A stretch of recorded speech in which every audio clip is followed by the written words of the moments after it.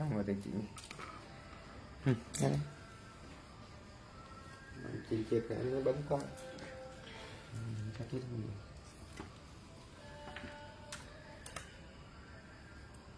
Facebook live luôn rồi hả? Facebook live luôn rồi hả? Đúng không? Rồi. Từ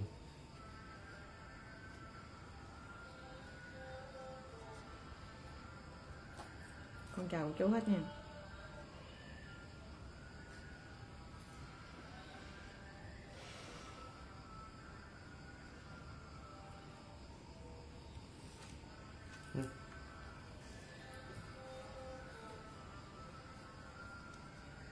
Rồi chào chú, chúc cô chú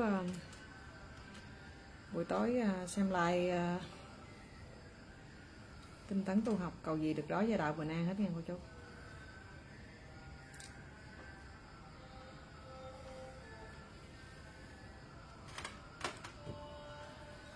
Rồi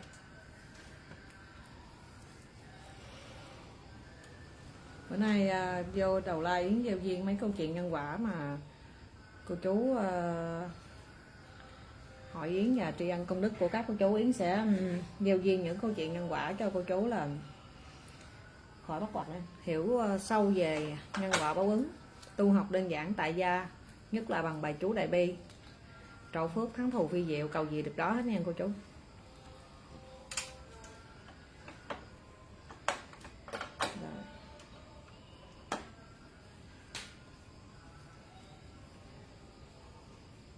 Rồi cảm ơn cô chú nha.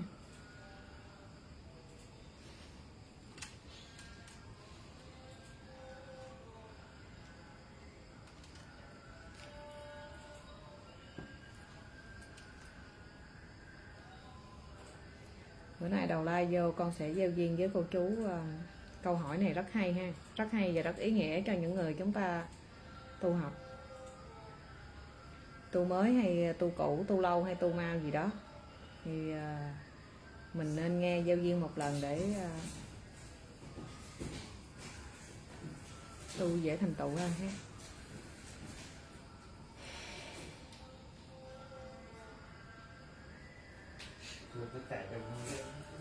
Em chào chị Yến, em muốn hỏi chị một câu hỏi. Em nhìn thấy nhiều người bắt đầu ra hành pháp cứu dân độ thế, tùy vào căn cơ phước báo của mỗi người mà giúp lợi ích cho chúng sanh, từ bên đạo cho tới bên đời. Nhưng đa số lúc đầu ra làm được, khúc sau họ đều sa ngã và có mưu cầu trục lợi. Là lý do gì? Và tu học đọc kinh giữ giới phát nguyện như thế nào để luôn hành pháp thật vững chắc, kiên định, kiên cố, không bị sa ngã, mưu cầu trục lợi, ma mị ba tánh? Xin chị Yến được giải thích trên live trực tiếp để em và cô chú có thể tham khảo. Cảm ơn chị nhiều. Rồi cảm ơn cô chú đã tin nhận và đã ghi nhận những gì Yến đưa ra để giao lưu với Yến những câu chuyện nhân quả này ha. Thì cái này là câu hỏi này 1.000 người chúng ta tu học, chúng ta sẽ mắc vô chiếm lên tới là 1.000 người. Và trong 1.000 người chúng ta tu học vượt qua giai đoạn để vô tới tứ đại giai không là không có luôn. Chỉ có những Bồ Tát hạ phàm, gốc căn cơ cũ các vị Bồ Tát mới thành tựu. Còn chúng ta mà từ một người tay ngang hoặc là chúng ta mới bắt đầu tu, những bước đi đầu tiên rất là khó, thì Yến sẽ trả lời như vậy nha. Yến giải thích 2-3 giai đoạn ha. Giai đoạn thứ nhất chị này hỏi, chị lớn tuổi là nghe, tại kiểu bằng chị chứ lớn tuổi rồi đó. Rất nhiều người tu học muốn ra hành pháp, nhưng lúc đầu hoặc là sau khi, trước khi tu, sau khi tu, đang tu và đã tu vân vân, khi ra hành pháp, tức nghĩa là giúp đời bằng mọi hình thức, lời nói hay hành động, từ bên đạo cho tới bên đời, họ đều trượt dài trước những quan gia trái chủ, những ma lực và những loại cám dỗ của trần gian. Tại sao và lý do để tiêu trừ, và cách để chúng ta kiên nhẫn nhìn ra, không sa ngã và không bị những sự ma mị trục lợi trần gian làm chúng ta bị trượt dài. Thì đầu tiên con nói như thế này, cô chú anh chị bây giờ rất nhiều người, cô chú tu học á, cô chú không biết phước của chúng ta nằm ở góc độ nào, và cô chú hay bị tham cầu. Tham cầu thứ nhất, Yến nói là không có giữ giới, nhưng khoái là xin hồi hướng lớn rộng để ra cứu độ chúng sanh. Là Yến chỉ trích từ từ cho cô chú coi. Đầu tiên á, khi chúng ta không có đọc kinh giữ giới, tất cả bài kinh nào, và dù ở trong chùa hay là cư sĩ tại nhà, chúng ta thường hay nghĩ là đọc kinh, ăn chay, và chúng ta giữ 1, 2, 3 giới gì đó cơ bản thôi, là chúng ta có thể là bắt đầu nghĩ chúng ta giống như là thành Bồ Tát, hoặc chúng ta nghĩ là giảng sanh về Tây Phương Cực Lạc, hoặc chúng ta hay thấy chúng ta giỏi giang thành tựu gì đó vân vân, hơn người thường rất nhiều. Đây là một điểm sa ngã đầu tiên, là ngạo mạn. Kế nữa,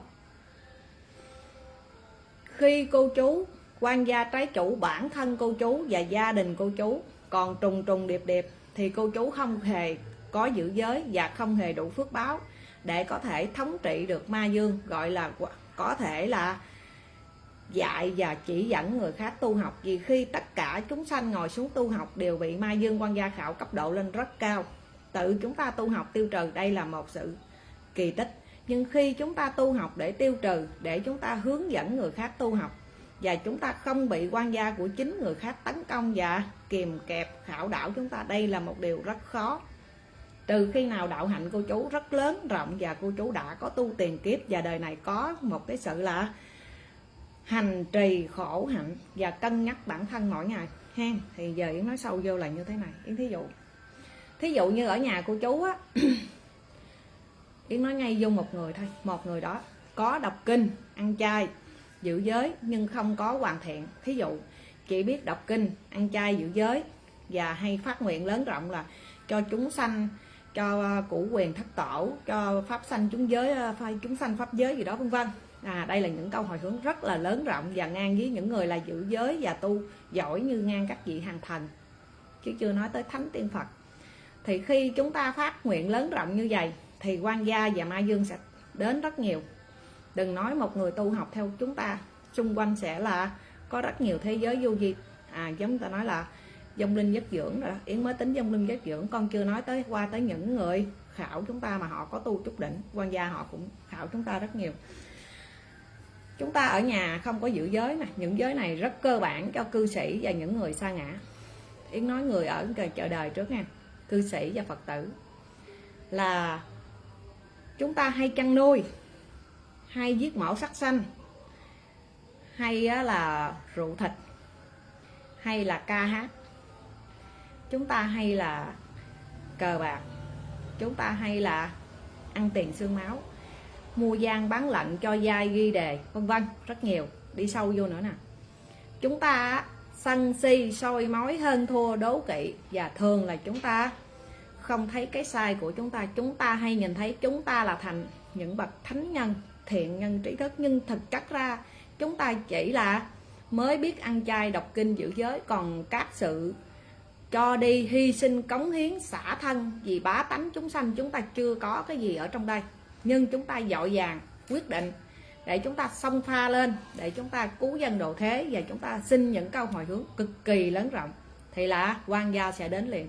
Khi quan gia đến là cô chú sẽ có rất nhiều điều để cô chú bị quan gia khảo. Thí dụ như là chúng ta là người đàn ông của cư sĩ tại gia, là Phật tử trước đi ha, cư sĩ đi, người tu ở chợ đời ở nhà trước, thì chúng ta là còn là ham hố về thể xác, ta nói là trai gái sắc thịt.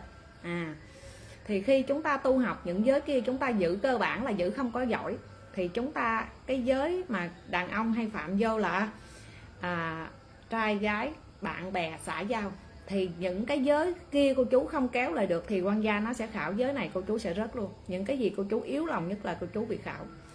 Và khi chúng ta không giữ được những giới cơ bản thì những giới khó cô chú cũng sẽ rớt luôn, rất là chuyện bình thường. Rồi khi chúng ta tu học, Yến đang nói người ở ngoài chợ đời, tu ở nhà gọi là cư sĩ và Phật tử, chúng ta hay nghĩ như thế này: chỉ cần chúng ta có đọc kinh, ăn chay và giữ già giới cơ bản thôi.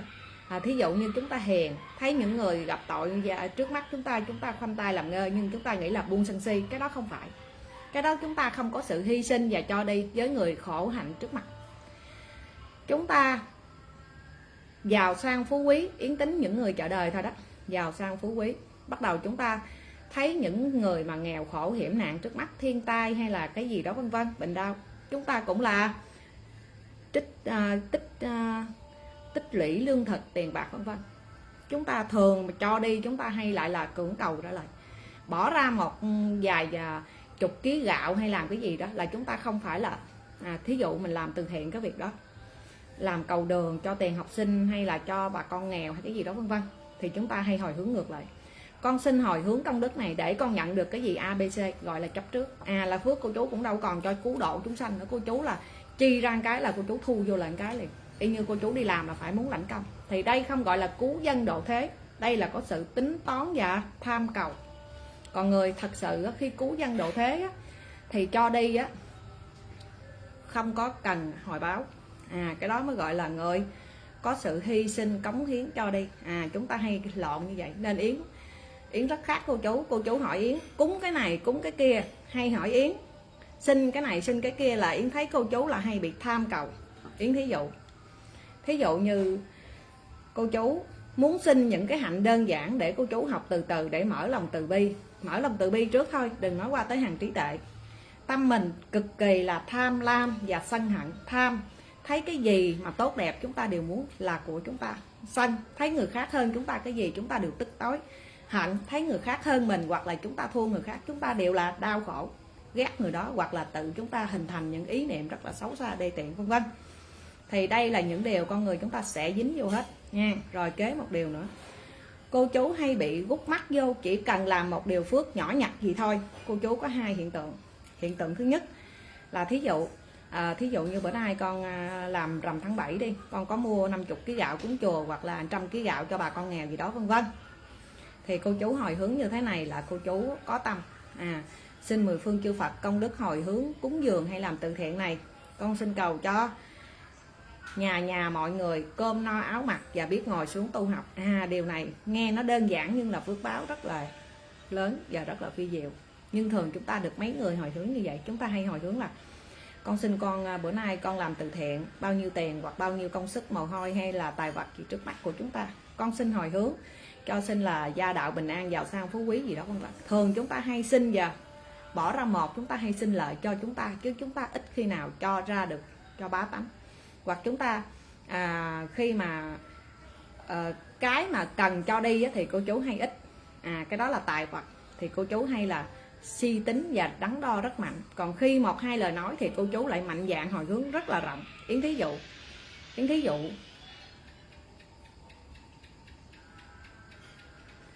dụ là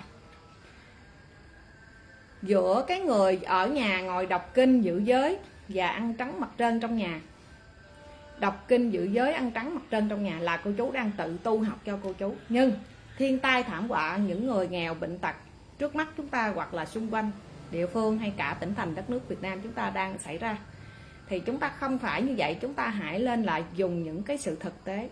Chúng ta có thể cung cấp lương thực hoặc là trích ra ít tiền bạc tài sản để cho bà con nghèo, thiên tai thảm họa dịch bệnh gì đó vân vân. Cái này là cái thực tế. Cái thực tế gì thế nào?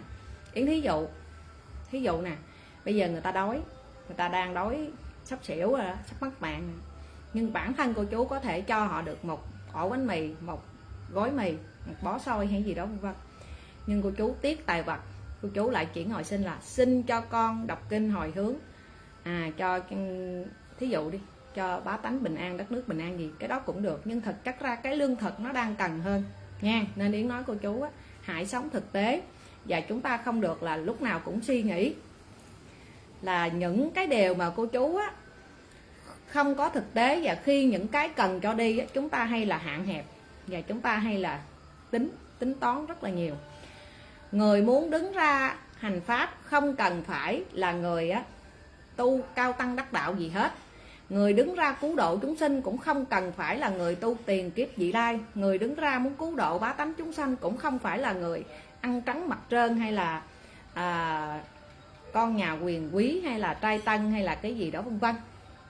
Người đứng ra cứu độ chúng sanh là người biết thời thế, và người biết là lượng ước sức mình và sức trời.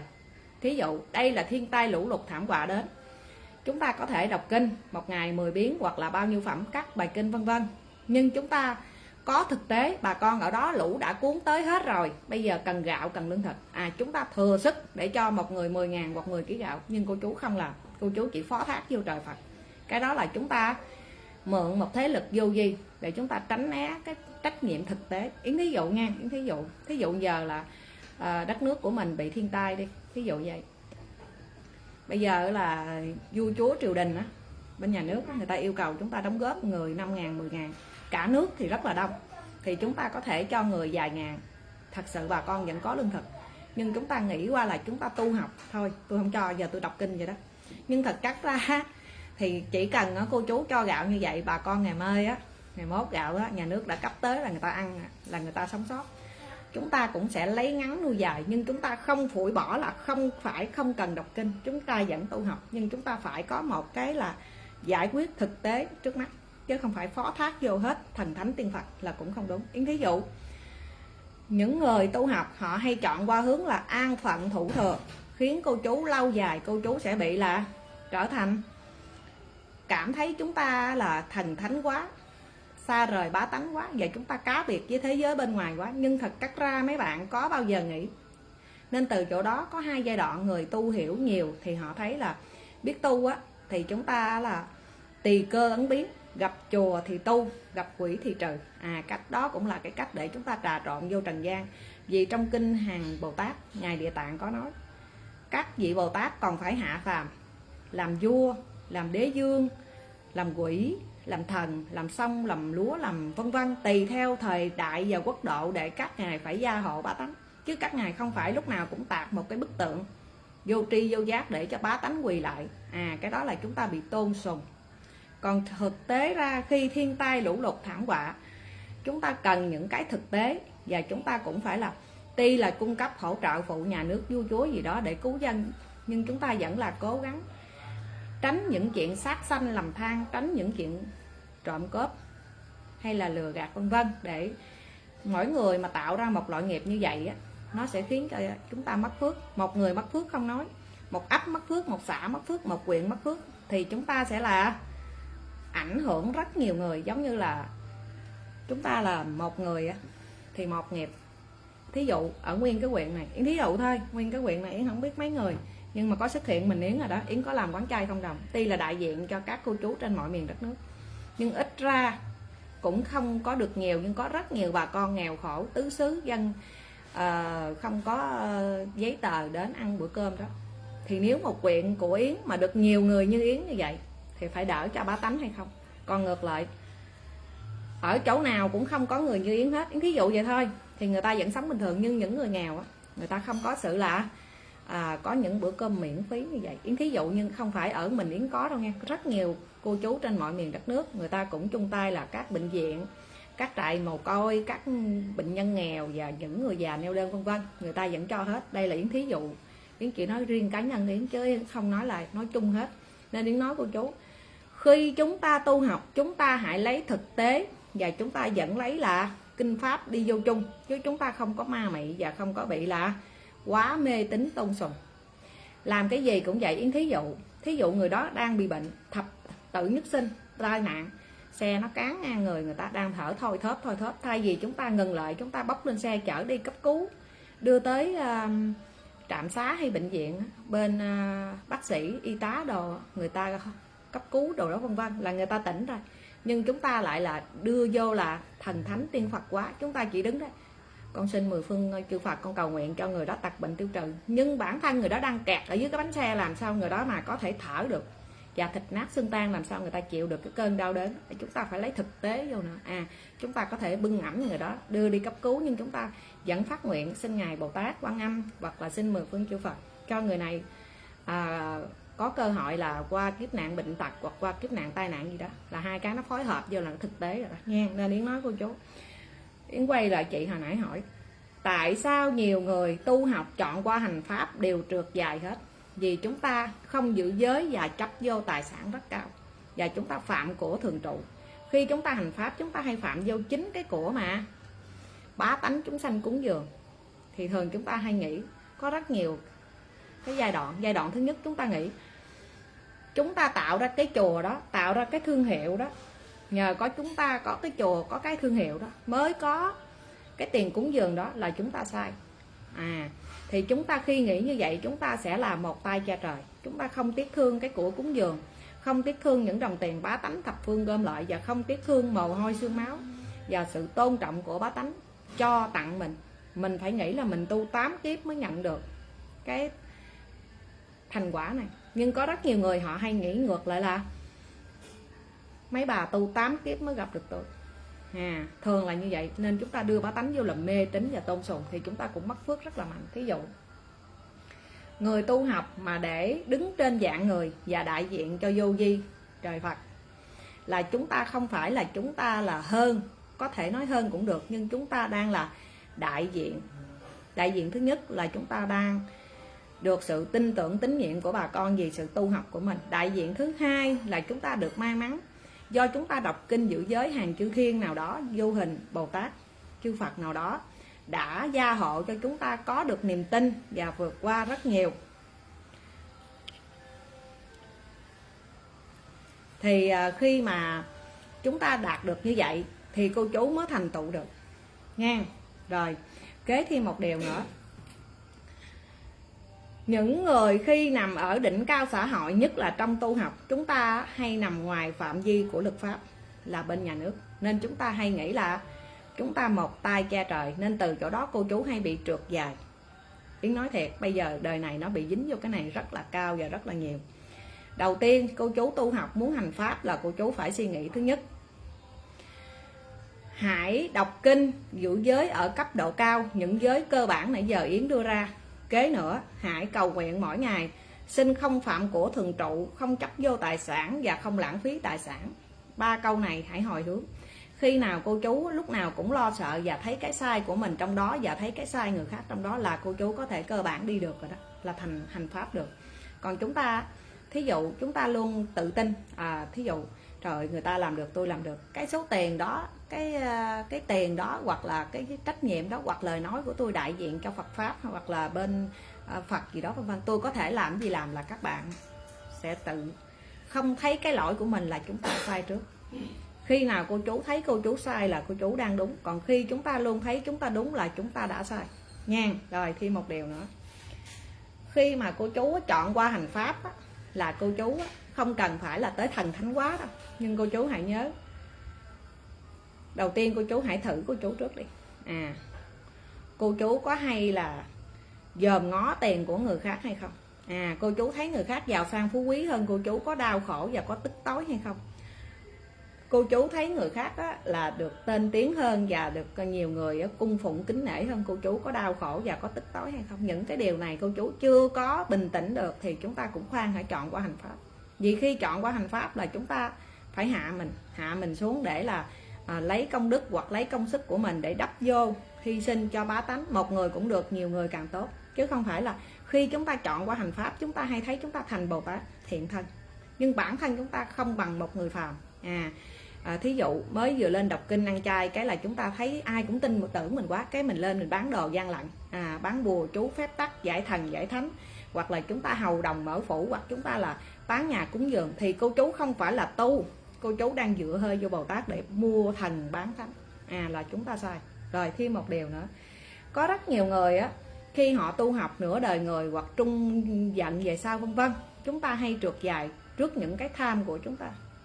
Đó là tại vì cô chú không có giữ giới. Không có giữ giới là chánh không bao giờ xuất hiện được, chư thiên không đến thì chánh không có, thì không giữ giới được thì cô chú sẽ bị rất nhiều quan gia nó kéo mình trì xuống rất là nhiều nha, nhiều kinh khủng luôn. Rồi thêm một điều nữa, những người tu học là những người cần nên sống chậm và tự hãy so sánh mình may mắn hơn người khác là cô chú á, ít ra cô chú thấy được là cô chú không có tham cầu. Tu học mà cô chú thấy cô chú á, cần nên giúp đỡ nhiều người hơn, đó là có cái sự cho đi, hy sinh, cống hiến luôn. Rồi, chứ không phải tu học rồi lúc nào thờ bà đó, bà hơn mình phải hơn bà. Cái đó là tham sân và chúng ta mưu cầu. Rồi thêm một điều nữa, tu học mà ra mà chọn hành pháp á, thì cô chú á, hãy luôn là thấy mình thật may mắn khi giúp đỡ được nhiều người, chứ không phải mấy người đó may mắn lắm mới được tôi giúp đỡ. Cái đó là ngạo mạn, không phải là lòng từ bi, mà cái đó chúng ta y như có sự trao đổi. Tôi nổi lên, chị xuất hiện là chị phải nhờ ơn huệ của tôi chị mới thay đổi thành tựu ABC. Đó phải tâm của Bồ Tát.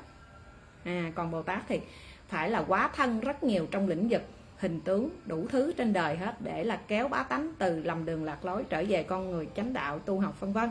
Còn chúng ta là quỷ đội lớp người, nhưng chúng ta hay nghĩ là Bồ Tát thiện thân, mà chúng ta lại thường là đọc dăm ba bài kinh, hoặc là có người tu lâu tu mau vân vân, hoàn toàn họ không giữ giới. Cô chú hãy nhìn kỹ, Yến sẽ phân biệt hai loại người hiện thời chúng ta tu học bị dính vô rất nhiều. Loại người thứ nhất, mượn kinh pháp ra để đọc kinh và ăn chay, để đưa ma mị bùa chú phép tắc vô, là loại bây giờ chiếm lên là 50-90%.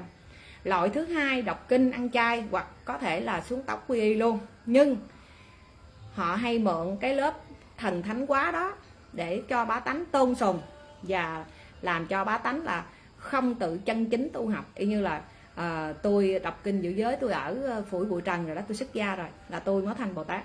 Mấy vị hoặc là mấy cô chú anh chị gì đó ở ngoài trần gian còn vướng bụi trần nhá, còn tu ở nhà tu tại gia là mấy cô chú anh chị không, các ngài không có ai đủ hạnh để tôi tu rồi cứ cúng dường cho đây.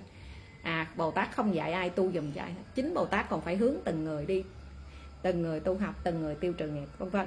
Đây là hai loại người. Còn một loại người thứ ba mà xã hội chúng ta hiện giờ gặp rất là nhiều, và Yến rất mong mỏi cái người thứ ba này sẽ xuất hiện. Và người đó là ai? Người thứ ba là những người họ sẽ có gia chạm, có trả nghiệp, có trổ nghiệp của trần gian rồi, họ mới hiểu được cuộc sống của họ sẽ bấu víu vào ai, và khi nạn kiếp độ tới tại sao lại đến, và khi họ muốn nương tựa Phật Pháp họ sẽ làm gì? Buông ác thành thiện. Những người ở cấp độ mà ở ngoài xã hội, khi họ tạo nghiệp và bị dập dùi ở dưới đáy xã hội, dưới dũng sình, khi họ mà bấu vô được Phật Pháp tu học, những người này sự giác ngộ họ rất là cao, và giống như họ là đã tới đường cùng, và họ đã trải qua rất nhiều thăng trầm gió bụi của trần gian. Khi họ tu được, họ thấy được đầu tiên là cái bình an. Cái thứ hai nữa là nếu mà theo Yến mà đọc chú Đại Bi á, thì cô chú sẽ trổ phước nhanh. Và cái thứ ba nữa bắt đầu là mới khai mở được cái sự từ bi. Từ bi lâu dài chúng ta mới mở trí tuệ, trí tuệ lâu dài mới giác ngộ nữa. Yến chỉ mới nói 3 góc độ thôi. Còn nếu mà nói buông bỏ mà qua tới tứ đại giai không thì thật sự là chưa, nó rất là khó nha. Nên Yến nói cô chú, những người tu học muốn chọn qua hành pháp thì các bạn hãy tự xem chúng ta có 3 yếu tố nãy giờ Yến đưa ra hay không. Điều thứ nhất, chúng ta cảm thấy thật may mắn khi chúng ta có cơ hội giúp người, thật mừng cho những người khác họ đã có sự bình an thành tựu ha, là hai điều rồi nè. Đây là những cái sự từ bi, trí tuệ và giác ngộ bắt đầu nó khởi tâm lên trong người. Điều thứ ba là chúng ta muốn là ai cũng được bình an, nhà người, chứ không phải riêng máu mủ thâm tình ruột thịt của chúng ta. Thì cái đó là tâm của cô chú bắt đầu khởi lên hết rồi đó. Là những cái loại quan gia ác nghiệp, tâm tham cầu và trục lợi, gian tham gì nó đang tiêu trừ từ từ rồi đó. Còn chúng ta đọc kinh ít, đọc kinh nhiều gì con không biết, tu ít tu lâu có giữ giới gì không biết, cứ hở ra là toàn là mượn hơi vô tu học, là bán đồ phong thủy, bán đồ online, bán đồ chay vân vân, nhưng nói ra là ngang tới hàng Bồ Tát. Nhưng cái từ bi trí tuệ các bạn đều không có hết. Thứ nhất, nếu nói dân kinh doanh, chúng ta có quyền mua bán để có lời, nhưng các bạn đừng có lấy cái câu mà tôi đọc kinh nè, mua đồ của tôi đi là thành bậc giác ngộ, hay mua đồ của tôi đi công đức vô lượng, là chúng ta đang là ma mị bá tánh. Loại thứ hai, ai cũng có quyền kinh doanh và làm ăn, nhất là cư sĩ tại gia, thì chúng ta không được mua gian bán lận. Cái món hàng của tôi là hàng giả đó, anh dám mua không? Anh mua thì anh chịu. Hàng này là hàng tốt đó, anh dám mua không? Anh mua là anh chịu. Được mấy người có hay không? Không. Chỉ cần dựa hơi vô đọc kinh, mua thần bán thánh, nói 1 hét lên tới 10, 100, 1000. Rồi khi mà bá tánh bị lầm than dính vô nghiệp của chúng ta, Thứ nhất, người ta không dám lên tiếng vì người ta sợ các bạn có thân thế, sợ các bạn là hại người ta vân vân, thân cô thế cô người ta im lặng. Kế nữa một điều á, người ta sợ mấy bạn tu học rồi làm lớn chuyện ABC. Cái đó là mấy bạn đang là dùng một thế lực giống như là chúng ta là cường hào ác bá, đang là ăn hiếp và tấn công dân lành. Phước mấy bạn mất từ từ. Nên Yến nói cô chú, thật chất ra ai cũng có quyền kinh doanh và làm ăn, nhưng chúng ta hãy nhớ kinh doanh làm ăn đừng thổi phồng vô những chuyện mà tu học. Tôi vẫn đọc kinh, tôi bán cái đó, thị trường bán nhiêu tôi bán nhiêu, rồi cô chú thích thì mua phụ, không thích thì thôi. Nhưng rất lạ là bây giờ họ hay thổi phồng về vấn đề đọc 130 bài kinh là họ bán từ lưa từ le hết, và họ là hay hô hào họ là Bồ Tát sống, họ nhìn thấy được thiên cơ, họ được nhìn thấy trăng thấy sao gì vân vân. Cái đó là chúng ta đang tự đốt phước. Loại thứ hai, khi cô chú tu học muốn chọn qua hành pháp thì không phải là chúng ta đi ganh tị hơn thua đố kỵ hại coi chúng ta có thấy chúng ta sai hay không. Lúc nào chúng ta cũng sợ, mình sợ mình nói bậy nói bạ, người ta chửi mình bị mất phước, cũng là một có sự giác ngộ. Mình muốn chỉ cho mọi người tu học để họ được bình an như mình, không tốn tiền, không bị người khác gạt gẫm. Cái đó là trí tuệ và cũng là lòng từ bi. Mình muốn nhiều người hoặc bản thân mình có cơ hội tu học nhiều hơn nữa, để mình khi mất đi rồi mình không có thọ báo địa ngục. Và có nhiều người cũng hiểu giống mình, họ cũng không thọ báo địa ngục. Cái đó là tâm Bồ Tát luôn rồi. Nên là Yến nói cô chú rất ít những điều này. Yến cũng chưa chắc làm được, nhưng Yến chỉ nói như thế này: trước khi cô chú chọn qua hành pháp thì cô chú hãy nhớ, cô chú hãy là xem bản thân mình có giữ giới cấp độ cao hay không. Và cô chú khi ra hành pháp, cô chú muốn cái gì ở trong đó, muốn cái gì. Con thấy con đọc kinh con trổ phước rồi, con muốn ai cũng là được bình an như con. Được. Bắt đầu khi ra, bắt đầu chúng ta sẽ bị quan gia nó khảo. Thấy người ta giỏi hơn mình, người ta cũng ra, người ta hành pháp, người ta cũng giảng nhân quả, hoặc người ta chỉ đọc kinh, nhưng không ai biết tới mình hết. Mà cái người bên kia biết quá, nổi quá, cái tự nhiên mình ghét liền, trận tức, phải kiếm cách. Nhưng cái đó là sai, cái đó là mấy bạn không có phước. Nhưng các bạn khi tu học mình cũng chọn ra hướng hành pháp. Thí dụ mình ra mà không ai quan tâm tới mình, thì mình cứ nghĩ như vậy. Thứ nhất, có thể kiến thức mình quá hạn hẹp. Thứ hai, có thể phước báo mình quá thấp. Thứ ba nữa, có thể cái sự tu học của mình nó tần số nó không có cao, hoặc người đó không chung tần số với mình. Thôi kệ, mạnh ai nấy tu, tùy duyên mà trời Phật chư thiên Bồ Tát gia hộ dòm ngó mình, chứ không phải mình ra là mình muốn là che cả bầu trời. Có rất nhiều cái để chúng ta nhìn vô cái lỗi sai. Kế nữa, khi chúng ta là thí dụ thiên tai thảm họa, hay chúng ta thấy những người khác đau khổ bằng tiền bạc hay bằng thân thể, bằng bệnh đau gì trước mắt, nhưng các bạn hãy coi cái lòng từ bi của các bạn và cô chú nó nằm ở đâu.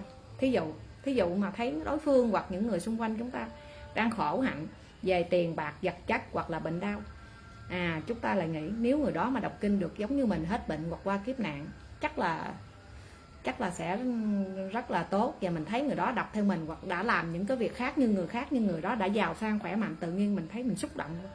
Đó là tình thương rồi đó. Tình thương của mình nó qua tới hàng trí tuệ, và nó đã qua tới hàng là từ bi luôn rồi.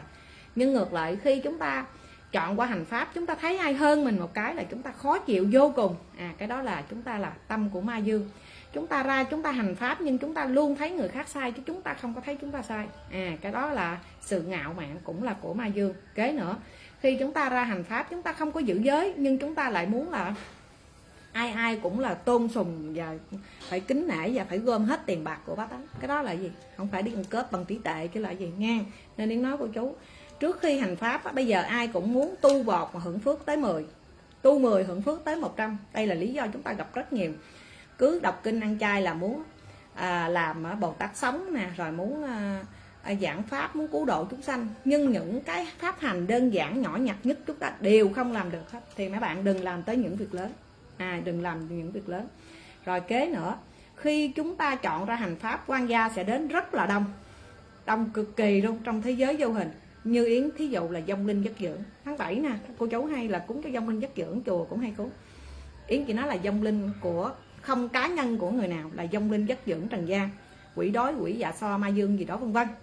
Thì khi chúng ta tu học mà ra chọn hành pháp thì những cái phần đó sẽ đến. Có phần đến khiêu chiến, có phần đến nương tựa phước báo, có phần đến là để xem dò chúng ta tu như thế nào. Nhưng khi những phần đó đến, phước chúng ta không có, chúng ta chỉ có danh nhưng mà chúng ta không có thật, không có làm được cái gì hết. Thì chính những phần đó sẽ khảo cô chú luôn nha. Rồi Yến nói là những quan gia đó không thuộc quyền sở hữu của cá nhân người nào. Bắt đầu Yến nói vô những quan gia có thuộc quyền sở hữu từng cá nhân.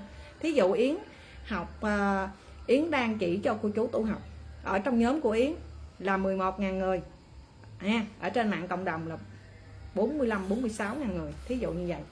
Thì những quan gia này sẽ tấn công Yến cũng rất là mạnh, để coi nhỏ này tối ngày lên nói nhân quả này, làm chuyện thiện ABCD, nhưng nó có làm được hay không, khảo ngay nó trước. Vì nó đem ánh sáng Phật pháp tới, những người buôn ác thành thiện sẽ tu học vân vân. Thì khi chúng ta đại diện hoặc chúng ta dẫn dắt quan gia của cá nhân những người tu học theo chúng ta, họ cũng tấn công chúng ta rất là nhiều nha. Nên Yến nói cô chú á, từ chỗ đó rất nhiều người càng tu là họ càng đi vô lối cục và họ càng bế tắc ha. Kế nữa, khi chúng ta mà hy sinh á, cho đi cái gì cho bá tánh. Thí dụ Yến tính qua một góc độ khác là cô chú là người có tiềm ẩn, một người có thiên phú dị bẩm, có thể tu học chân chính và hướng được bá tánh. Nhưng khi cô chú vừa bước chân ra xã hội thì cô chú gặp nè, mới vừa chỉ cô chú tu học, chỉ ai đó tu học xong người đó quay lại chửi mình, gia đình người đó chửi mình, tấn công mình, hại mình vừa cho người đó chén cơm hạt gạo người đó chửi mình vân vân. Chúng ta mới tu, kiên định không có, bản lãnh không có, kiên trì không có, phước báo không có, nản bỏ cuộc. Nhưng thật chất chúng ta sẽ làm được, nhưng chúng ta là mới, chúng ta giống như là một cái hạt mầm rất là non nớt. Chúng ta vừa ưng xuống mà gặp mưa bão nắng mưa, chúng ta sẽ rất là yếu ớt. Mưa quá là thúi gốc, thúi cái mầm, nắng quá là chết luôn, cái mầm cũng không có sống được ha. Nhưng làm sao để chúng ta trở thành một cái cây có thể khỏe mạnh trước phong ba bão táp, gió mưa, nắng mưa, hạn hán gì đó vân vân. Thì đầu tiên chúng ta hay nản lòng, dừng lại tất cả, không muốn đi nữa, thôi chán, tôi thân cô thế cô, hoặc tài hèn sức mọn gì đó, thôi kệ, ai tu được tu, tu không được thôi, tôi tới đó là nghỉ rồi đó, dẹp không làm nữa, chán. Cái này là chúng ta không có sự là bản lĩnh, và chúng ta cần có rèn luyện. Thì cô chú không phải là dừng lại là tất cả, nhưng chúng ta có thể tự suy nghĩ phước của mình quá kém, bản thân của mình chỉ đủ độ được một mình hoặc độ 2-3 người trong gia đình, hoặc độ 3-4 người ở xóm thôi. Bây giờ mình đang độ ra rộng cả huyện, năm sau mình độ cả tỉnh, mấy năm sau mình độ ra mấy tỉnh, 10 năm sau mình độ cả đất nước, cả một quốc gia, một quốc dương gì đó vân vân. Thì chúng ta phải suy nghĩ cái gì cũng cần có sự rèn luyện, ngày bữa là không bao giờ có. Cái gì cũng vậy, đi học cũng vậy mà, đâu có ai biết chữ từ trong bụng mẹ đâu, phải biết từ lớp 1 cho tới lớp 12. Muốn thạc sĩ, tiến sĩ, bác sĩ không phải là học cái gì trung học, sư phạm, đại học tùm la hết nha. Nên Yến nói cô chú. Còn một thể loại người thứ hai là Yến mới nói nãy giờ, cô chú có tiềm năng dị bẩm trong người, có thể xông pha sóng gió giúp bá tánh, có tu hay không tu gì vẫn có khả năng. Nhưng khi chúng ta làm những việc quá lớn, nó ngoài sức tưởng tượng, chúng ta hay thối thắt bỏ cuộc. Thì cô chú đừng nản, cô chú hãy nghĩ như thế vậy. Đừng nghĩ không biết tôi muốn số lượng tôi giúp 1.000 người, nhưng giờ tôi giúp mới 3 người, người ta chửi quá, nghĩ dẹp không làm. Đừng nghĩ như vậy, đừng nghĩ số lượng, chúng ta hãy nghĩ chất lượng. Thôi bây giờ con không độ nổi hết một tỉnh, con không độ nổi hết 1.000 người, nhưng tùy duyên con vẫn tu học bình thường, con vẫn làm thiện bình thường. Nhưng nếu người nào xuất hiện và còn theo con, và còn ở bên con, và đến với con, tìm tới con, là coi như có một cái nhân duyên sâu dày. Mình nghĩ như vậy đi, mình đừng có nghĩ là bắt buộc và làm sao phải độ hết, làm chúng ta sẽ mệt mỏi vô cùng. Vì cô chú có cái sự tu hành lớn rộng, và có cái sự mà phước báo sao dày đâu mà cô chú làm việc lớn nha. Thì Yến nói như vậy. Nên Yến nói đầu tiên là người thứ nhất đọc kinh không giữ giới, mà chúng ta xin lớn rộng và ra hành pháp, khảo 100% rớt hết, trượt dài. Loại thứ hai, mỗi ngày chúng ta nên phát nguyện xin cho con chân chính tu học, không phạm của thường trụ, không chấp vô tài sản, không lãng phí tài sản. 3 câu hồi hướng này có thể niệm qua ngày Hồng Danh Địa Tạng Vương Bồ Tát 100 câu mỗi ngày để phát nguyện cho những người hành pháp. Để làm gì? Chân chính tu học thì cô chú sẽ không có lương lẹo ha, không có lương lẹo, và không bao giờ mà hơn thua và đi soi mói, đi moi móc chuyện của thiên hạ hết. Không phạm của thường trụ. Của thường trụ là của những bá tánh thập phương, họ gom góp cho tặng cúng dường mình để làm việc thiện hoặc cho bản thân mình. Không lãng phí tài sản, tức nghĩa là lúc nào chúng ta ăn vừa, mặc vừa, và chúng ta cảm thấy, thí dụ bây giờ nhà mình xưa giờ là ăn cơm với rau thôi, hôm nay được nhiều bá tánh thương yêu giúp đỡ, bữa nay mình khỏe rồi, mình chỉ là ăn cơm với thịt thôi, so với người khác là họ thấy không đủ. Như với Yến hoặc là với những người bằng cùng họ thấy là vượt quá giới hạn, là cho con thấy đủ đó, là đủ. Thì chúng ta khi chúng ta thấy đủ cái bữa cơm chúng ta vừa rồi chỉ ăn cơm nước tương với rau thôi, bữa nay có thịt nữa, nó quá xa xỉ, nó quá cao sang mỹ vị rồi, thì chúng ta thấy đủ rồi đó. Thì chúng ta bắt đầu sẽ nhìn xung quanh những người khác còn nghèo hơn mình, cơm có ăn, quần không có mặc, đói rét này, uống nước lạnh trừ cơm vân vân, tự nhiên chúng ta sẽ có cái lòng thương liền nha. Không chấp vô tài sản, không lãng phí tài sản, không phạm của thường trụ. 3 điều này cô chú hãy ráng phát nguyện mỗi ngày. Để làm gì? Nếu cô chú muốn chọn qua hành pháp và chân chính tu học. Những cái câu hồi hướng nghe đơn giản như vậy nhưng rất lớn rộng. Chân chính tu học là cô chú có thể là không có lương lẹo, không có ma mị và không có đi sai đường lạc lối. Không chấp vô tài sản là cô chú không lãng phí tài sản, và không bao giờ cô chú mà trên đời cái gì cho cô chú á, cô chú cũng không thấy đủ hết, là chúng ta là gọi là chấp vào tài sản rồi. Mà không chấp vào tài sản là cái gì cũng thấy đủ. Như Yến thật sự Yến uống nước ngọt ngày á, Yến no liền thấy đủ rồi, chứ Yến cũng khỏi có cần ăn nữa. Rồi kế nữa, chỉ cần là mình khỏe trong người mình, nhìn cây, nhìn lá, nhìn cỏ, nhìn mèo, nhìn chó gì mình thấy nó cũng vui, nó hạnh phúc, thấy đủ rồi đó ha. Rồi khi chúng ta không phạm vô của thường trụ á, thì cô chú tự nhiên là cô chú á, sẽ biết cái đồng tiền đó là đồng tiền mồ hôi xương máu của Ba Tánh. Có người cũng rất nghèo, họ cho tặng mình để họ gieo duyên cho người khác, chứ không phải họ cho mình. Còn khi chúng ta mà nói là không chấp vô tài sản, chúng ta hay nghĩ chúng ta là ông trời con. Cái của này là tại có tôi tạo ra cái nền tảng, cái thương hiệu, cái trang mạng này mới có cái đồng tiền đó, là chúng ta đang chấp vô tài sản. Chúng ta đang chấp cái đó là của tôi, nhà này của tôi, tài sản này của tôi, cái chùa này của tôi, người ta cúng dường cho tôi được quyền lấy, là chấp vô tài sản. Còn khi chúng ta không chấp vô tài sản thì chúng ta thấy là chúng ta chỉ là một người bảo vệ, đại diện thay thế cho trời Phật, cho bà con. Chúng ta giống như là mình nói như một người giữ kho vậy đó. Chúng ta giống như một người là được giữ kho, như công ty đó có chủ bỏ tiền ra mua lương thực để cấp cho công nhân, Yến chỉ là người đứng ra giữ kho. Nếu chúng ta phát nguyện qua được xin cho con không chấp vô tài sản, tự nhiên chúng ta sẽ thấy của cúng dường thập phương bá tánh nó sẽ là của người khác chứ không phải là của mình nha. Nên Yến nói chú là rất nhiều người chúng ta tu học chúng ta hay bị sai, càng sai thì chúng ta càng khổ. Nên Yến nói cô chú á, những câu giái hồi hướng của Yến sẽ khiến cô chú đi từng bước rất dễ dàng, đi từng bước lên. Và Yến mong 2 năm, 3 năm, 10 năm, vài chục năm nữa sẽ xuất hiện rất nhiều người tự nhìn thấy cô chú sai chỗ nào và tu sẽ dễ thành tựu. Tại cô chú chưa gặp Yến, cô chú hay giái tu học lớn rộng vậy đó. Thí dụ không đọc kinh, không giữ giới, cô chú hay xin cho con là hồi hướng công đức cho chúng sanh pháp giới quan gia thành Phật đạo. Câu này rất lớn rộng, nhưng bản thân cô chú Yến thí dụ câu giái này nó có bắt đầu hình thành ra hình tướng, bắt đầu bá tánh tôn sùng ca tụng cô chú. Nhưng khi bá tánh tuồn tiền vô cho tặng cô chú sẽ không bao giờ thấy là đủ, và cô chú là gom hết cho cô chú hết, thì cái phước cô chú sẽ xuống liền. Tại vì cô chú là đang đại diện cho tâm linh, và đại diện cho thương hiệu, và đại diện được sự cúng dường của bà con tu học, chứ không phải là cái đó là của mình nha. Mình giống như là được hỗ trợ chút đỉnh thôi, như mình làm quan là được cấp lương theo hàng tháng vậy thôi. Nó vậy đó, có cơm ăn được rồi. Nên là Yến nói cô chú những cái câu và những bước Yến đi với đó cô chú á, là không phải tự nhiên Yến nghĩ ra đâu. Mỗi lần Yến đọc kinh á là Yến tự nhiên trong đầu Yến nó sẽ chạy ra những cái câu nói như vậy. Yến thí dụ như những ngày Yến chập chững vô Yến làm từ thiện á, Yến cũng coi rất nhiều drama, những người mà bị chạm vô tiền từ thiện, bị dính rất nhiều về những chuyện trên trang mạng xã hội và pháp luật, thì Yến cũng rất sợ Yến sẽ dính vô những cái việc đó. Yến có xin ở trên chọc chú Đại Bi thôi, Yến chỉ xin ơn trên, nếu mà con mà ra hành pháp làm từ thiện á, thì chắc chắn con sẽ dính vô chuyện đó rất nhiều, nhưng con không biết là đi như thế nào. Tự nhiên trong đầu Yến nó có câu chạy ra liền: xin cho con không chấp vô tài sản, không lãng phí tài sản, không phạm của cúng dường và chân chính tu học.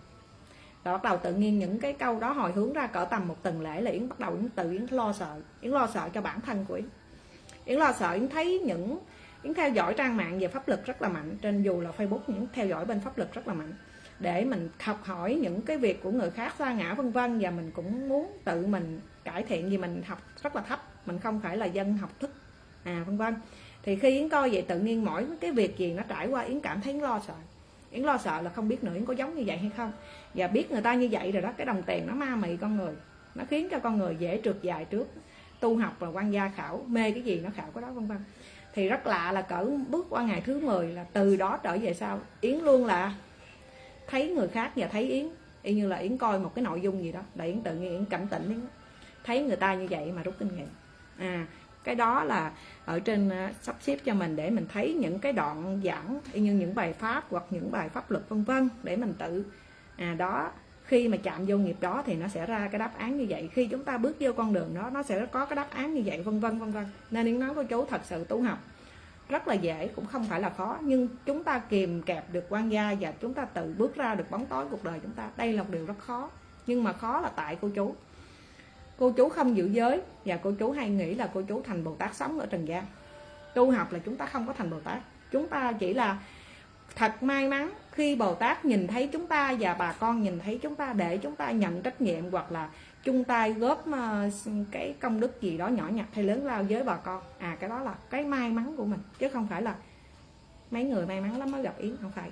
Yến may mắn mới được nhiều người tin nhận và tu học theo Yến. Cái đó là có thể nói là sự khiêm hạ, nhưng mà cái đó là cũng tốt. Còn nếu chúng ta tu học, Yến thấy bây giờ rất nhiều người tu học làm phước hay hành pháp cái gì đó nhìn nó cũng được chứ không phải là không được, cũng rất là lớn. Nhưng do có thể là họ không giữ giới cao, hoặc là do trong cách hành pháp của họ, họ hay hồi hướng quá lớn rộng, khi quan gia nó đến nó sẽ khảo cô chú rất là nhiều. Nên Yến nói cô chú á, bữa nay Yến gieo duyên khi hành pháp giúp người bằng mọi hình thức, lời nói hành động để chúng ta giúp xã hội bên đạo hay bên đời, thì cô chú hãy cân nhắc đầu tiên là giữ giới. Cái giữ giới này nó mới nuôi ra được cái phước báo, cái đạo đức. Cái phước báo, cái đạo đức này nó mới thắng thù tất cả ma dương và quan gia của mọi người và của vong linh giác dưỡng nha. Chứ không phải là cái câu hồi hướng lớn rộng của mình mà có thể thắng thù vi diệu, nó là không phải. Nó là cách chúng ta giữ giới. Thêm một điều nữa, khi chúng ta còn ngạo mạn, tham cầu và còn tham sân si thì cô chú đừng nên chọn qua hành pháp. Giống như nãy giờ Yến nói, khi chúng ta ra chúng ta hành pháp mà chúng ta luôn thấy rất nhiều nơi còn thiên tai lũ lụt, còn thảm họa, còn bệnh đau, còn nghèo khổ, họ muốn tu rất nhiều nhưng họ không biết cách tu. Mình thương quá, mình muốn giúp họ nhưng mà khả năng mình không có, thôi mình đi từng bước. Vậy cũng là một cái sự là từ bi trí tuệ luôn rồi đó. Nhưng ngược lại có rất nhiều người họ tu dù cách độ mấy không biết, khi họ tu được nhiều người biết đến, hoặc là họ có được chút đỉnh trí tuệ hay cái bản năng gì riêng, trời phú gì đó, thì họ hay là dỗ ngực xưng tên là thần thánh tiên Phật. Và họ hay là tự cho mình là một ông trời con, có thể là làm đủ thứ chuyện. Thì chính cái phước báo này là ma dương nó đang xây chuyển tâm lý của các bạn có lòng từ bi đâu nghe. Bồ Tát đâu phải như vậy. Rồi mình hạ mình xuống để mình thấy người khác đó là cao hơn mình, hoặc mình thấy cái lỗi sai của mình từ người khác. Cái đó là cái cách tu học của chúng ta. Còn rất nhiều cô chú hay bị lộn, đọc kinh giữ giới rất ít, cho đi hy sinh cho bá tánh không có luôn, nhưng lại phái là sanh về thế giới Tây phương cực lạc, phái thành thần thánh tiên Phật, phái được bá tánh tung hô ca tụng, phái được nhiều người biết đến và lưu truyền dân gian để làm gì? Mà mấy cái phước này thật sự nó đâu có nằm vô sổ sách tên tuổi gì đâu. Cái phước để chúng ta đem xuống địa ngục và đem qua từ thế giới này tới thế giới khác là đầu tiên chúng ta phải là tu tâm tích đức bản thân chúng ta trước. Nếu không độ được ai, hiền lành đạo đức, buông ác thành thiện. Kế nữa là qua cái hành pháp mà chúng ta giúp người bằng lời nói hay hành động. Kế nữa tu học thâm sâu hoặc là công đức vô lượng rồi, chúng ta có thể hy sinh cuộc đời xương máu hoặc là tính mạng của chúng ta cho bá tánh. Đó, vậy á, chúng ta mới là làm nên tên tuổi của công đức của chúng ta nha. Rồi, và nhớ không phải là chúng ta phụ thuộc vô cái câu hồi hướng, mà phụ thuộc vô cái cách nhìn đối nhân xử thế thực tế và chân thật nhất ở ngoài đời. Chứ không phải đọc kinh thấy người ta gặp nạn thôi, đừng đụng tới xui lắm. Đọc kinh thấy hai người đó bị tai nạn thôi, để tôi niệm Phật cho bà đó, bà hết bệnh. Bây giờ tôi lại chở bà vô bệnh viện, mất công an bắt tôi phiền phức. Bây giờ cũng có rất nhiều vấn đề đó. Nhưng thực chất ra Yến nói cô chú, nạn kiếp xui rủi hên xui phước báo nó nằm trong là cái nhân quả cá nhân đời trước của chúng ta và đời này, hai cái phối hợp để nó hình thành ra, chứ nó không phải là hên xui.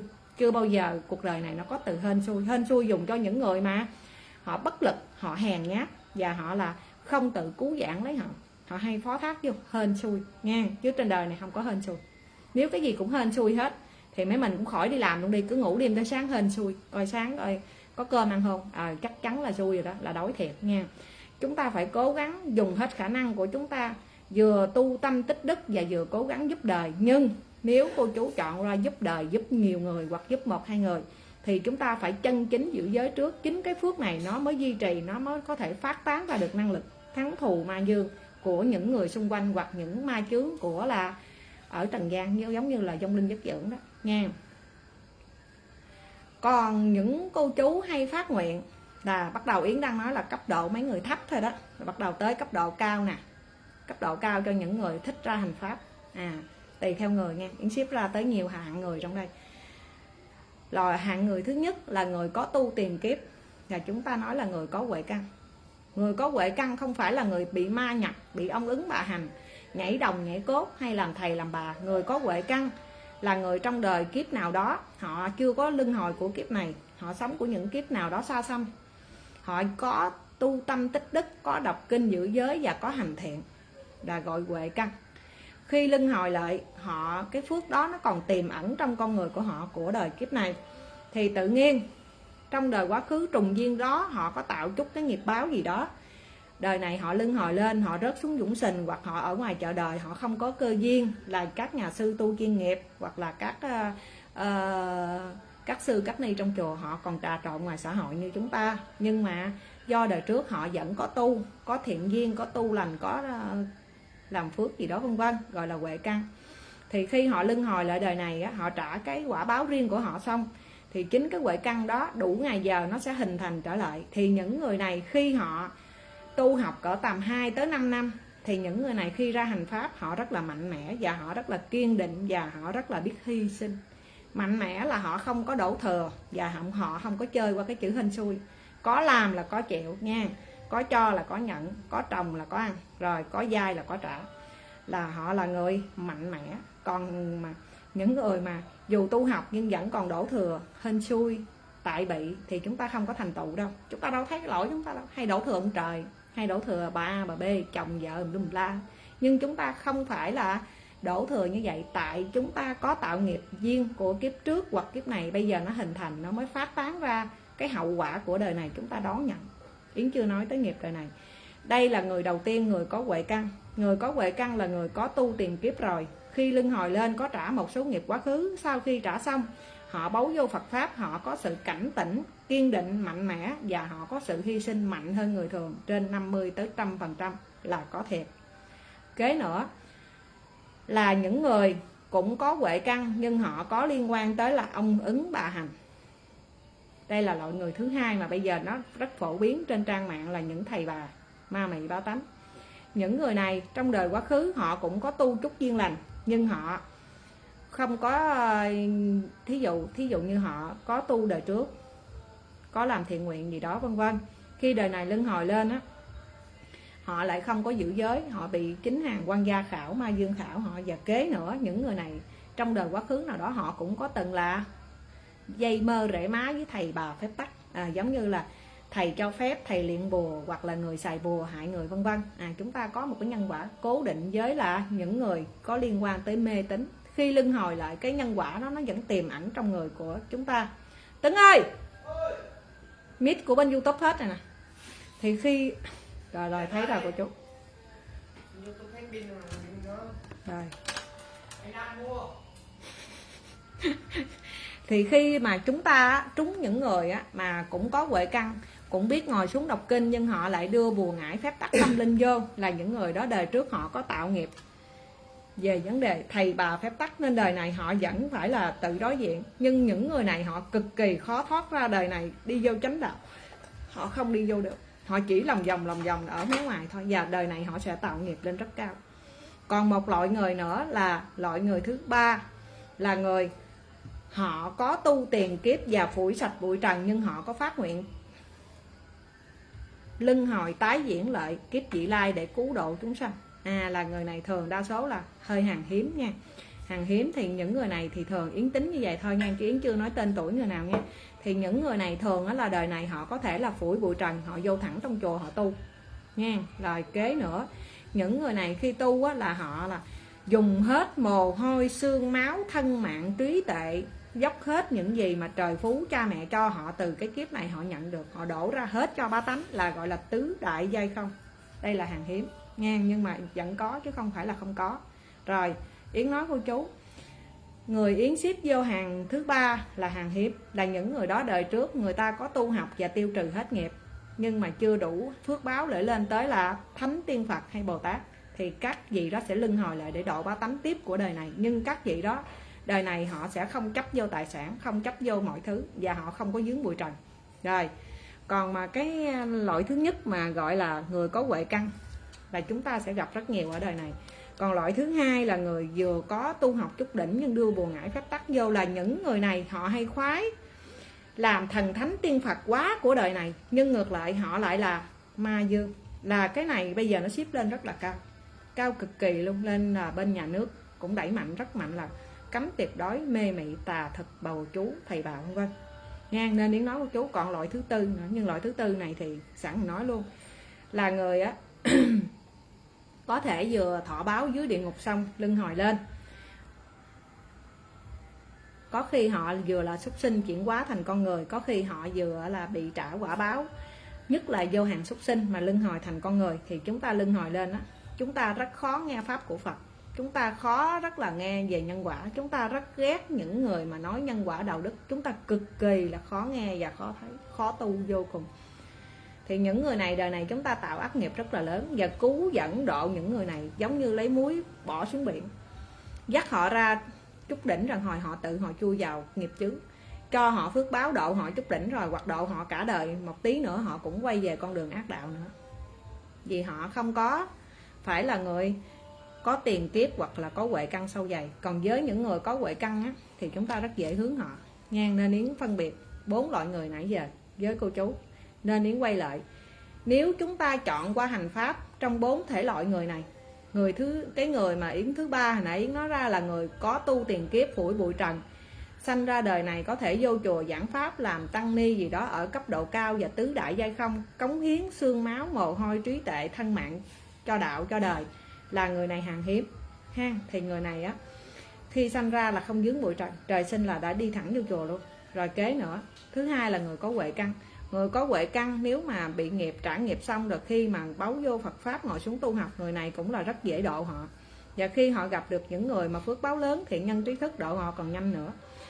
Còn cái người mà thứ hai mà bị bùa ngải phép tắc á, hiểu chút đỉnh kinh pháp rồi đó, hiểu chút đỉnh nhân quả trí tuệ tí tí đó, nhưng họ đưa mê tín vô, thì những người này cô chú nên tránh xa họ. Vì khi họ chọn qua bùa ngải phép tắc tâm linh là ma dương có sẵn trong người họ, thì ma dương nó khôn khéo hơn người phàm mắt thịt. Trừ khi nào cô chú tu qua tới hàng thần, hạnh cô chú phải lớn mới vượt qua được ma dương. Mà cô chú không vượt qua được, cô chú chơi với những thể loại này, nó có thể là cắn xé cô chú chuyện rất bình thường, và nó có thể là mua trời bán Phật, mua thần bán thánh ha. Rồi Yến nói vậy cho cô chú dễ né nha. Rồi chỉ có hai loại người là chúng ta nên nhìn. Người thứ nhất là người có huệ căn nhưng có nghiệp, khi trổ nghiệp ở địa ngục trần gian rồi, họ bấu vô Phật pháp, họ tu là họ hy sinh mạnh mẽ và họ cống hiến rất mạnh. Đây là những người có huệ căn. Còn mà những người tu học mà hay hưởng thụ lợi hoặc là trục lợi thì hay nó dính vô là hạng con cháu ma dương, bùa ngải phép tắc tâm linh. Còn người thứ ba, người thứ ba hồi nãy con nói là người sạch nghiệp duyên đời trước, luân hồi lại chỉ dẫn độ bá tánh, là đây là hàng hiếm ha. Đây là hàng hiếm, nhưng mà Yến cũng thấy giờ cũng có. Rồi kế nữa là người khi mà từ con vật đầu thai luân hồi lên, họ rất khó nghe pháp của Phật, và họ không bao giờ thấy được ánh sáng nhân quả. Thấy ai tu học là họ ghét vô cùng, ngứa mắt, nghe nói pháp là ngứa lỗ tai, ai nói không cũng vậy. Là những người này khó độ vô cùng nha, khó độ vô cùng. Và Yến giao duyên vậy với cô chú. Người giống như là lao quá này. Rồi nên là nếu mà nói về hiến pháp hay hành pháp thì nói rất là nhiều, nó rất là sâu rộng. Yến chỉ nói theo cái kiến thức hạn hẹp của Yến thôi để giao duyên với cô chú. Rồi nói thêm một điều nữa là cái đó là con rút kinh nghiệm từ 14 năm tu học. Yến nhìn người kế nữa, Yến sàng lọc ra như vậy để cô chú coi cô chú nằm ở trong lĩnh vực nào và cô chú là người cấp độ mấy ở trong nãy giờ Yến nói ra. Nếu chúng ta là người không dám hy sinh, không dám cống hiến, không dám cho đi thì cô chú không nên vội vàng hành pháp. Thứ hai, cô chú là người khó nghe pháp Phật, không tin vào nhân quả thì cô chú cũng đừng chọn qua hành pháp. Kế nữa, Có hai loại người chúng ta hành pháp rất dễ dàng và thành tựu rất lớn rộng. Thứ nhất là người chúng ta có huệ căn sâu dày, thấy người khác khổ chúng ta thương, thấy nhân quả, thấy pháp của Phật chúng ta muốn tu, lỡ sa ngã rồi, trổ nghiệp rồi chúng ta muốn tu, là mấy người này tu được hết nha, rất dễ thành tựu nha. Còn hai loại người nãy giờ đọc kinh hay hiểu rất thấp nhưng mà đưa mê tín tà thực vô, chúng ta cũng né mấy người đó luôn, đừng có chơi với mấy người đó. Những người này là họ cơ bản sắc phàm nhưng mà cái tâm trí và có một cái thế lực vô hình nó xung quanh những người đó. Khi chúng ta chơi với họ giống như chúng ta chơi với dao hai lưỡi vậy đó, nó sẽ đứt chúng ta bề nào nó cũng đứt chúng ta được hết nha. Rồi Yến gieo duyên như vậy, Yến chỉ giải thích là ở góc độ thấp này thôi, chị Yến hiểu tới đây thì Yến trả lời tới đây thôi nha. Nên Yến nói cô chú là muốn hành pháp chúng ta hãy suy nghĩ cho thiệt nhiều là có giữ giới hay không. Kế nữa, tâm từ bi cô chú ở đâu rồi, và cô chú có thương mọi người hay không, cô chú có hơn thua tài sản thành tựu của người khác hay không. Nếu mà dính vô hết thì dẹp đi khỏi hành pháp, tự tu mình trước đi nha. Chọn ra cái là nghiệp nó đổ đến một núi luôn nha. Rồi còn khi mà chúng ta có đủ bản lĩnh, đủ từ bi, nhưng mà chúng ta ngồi xuống mà chúng ta muốn độ hết cả đất nước, độ hết dạng người dạng vật, nhưng cái lực chúng ta đi không nổi thì đừng có buồn, tu tiếp. Vì phước chúng ta mới độ có 1-2 người thôi, tu 1-2 năm thì độ 10 người, tu 10 năm thì độ 1000 người là chuyện rất bình thường ha. Rồi Yến chúc cho cô chú là chân chính tu học, và đầu tiên muốn độ người khác chúng ta hãy độ chúng ta trước, chân chính lương thiện trước cái đi nha. Chân chính lương thiện rồi chúng ta mới có mở ra được từ bi. Từ bi rồi á, chúng ta cho đi nhiều cái từ bi nữa nó mới ra trí tuệ. Trí tuệ rồi á, nó mới ra tới giác ngộ. Nó đi từ cấp độ chứ không phải muốn cái là như ra chợ á, lụm rau lụm đồ bỏ vô sách về là không có đâu. Nhiều cô chú hay bị lộn khúc này rất nhiều. Rồi bắt đầu trổ nghiệp. Rồi Yến giao duyên qua chuyện khác nha. Bữa nay nói về tâm linh từ tu học. Mấy người bị mê tín và thần thánh quá nè. Đây thêm câu chuyện này nữa ha. Cô chú thấy Yến chỉ như thế nào? Yến là người tay ngang thôi nha, mà Yến chỉ cho mấy bạn là rớt xuống đáy xã hội này kia mà tu học mới có 1-2 năm trổ phước, nhà cao cửa rộng, nhà lầu xe hơi, vợ chồng hạnh phúc hết trơn, bắt đầu ta ra ta hành pháp. Mà cái hành pháp của người ta chỉ dẫn bá tánh tu học, và người ta cho đi từ tài sản cho tới tinh thần. Ghê không? Đó là tại vì Yến, mấy bạn hiểu được Yến đang nói cái gì, và đa số đây là những người có huệ căn. Mấy người có huệ căn họ rất là bản lĩnh. Rồi tiếp nữa đây là câu chuyện này giờ cô chú bị rất nhiều, cũng vậy chứ, vấn đề bị thần thánh quá, bị ma mị. Em có anh đó ở chỗ làm, đến hôm nay em mới logic lại được một câu chuyện, một số điều mà em thấy anh đó bị một vị thần câu dẫn hay sao đấy cúng bái cho tổ tiên phải cho to, có cả gà luộc, lợn quay. Anh ấy không có đi xem bói hay làm thầy bà mà bị như vậy đó, là tự làm cô chú.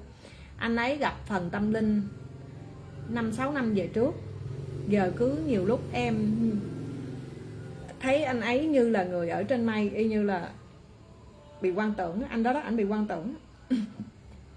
Có lúc chỉ cần xin gì hay mong gì là được, chuyện đó sẽ được. Anh ấy được nhìn thấy một số điều tương lai, chủ yếu là điều đúng.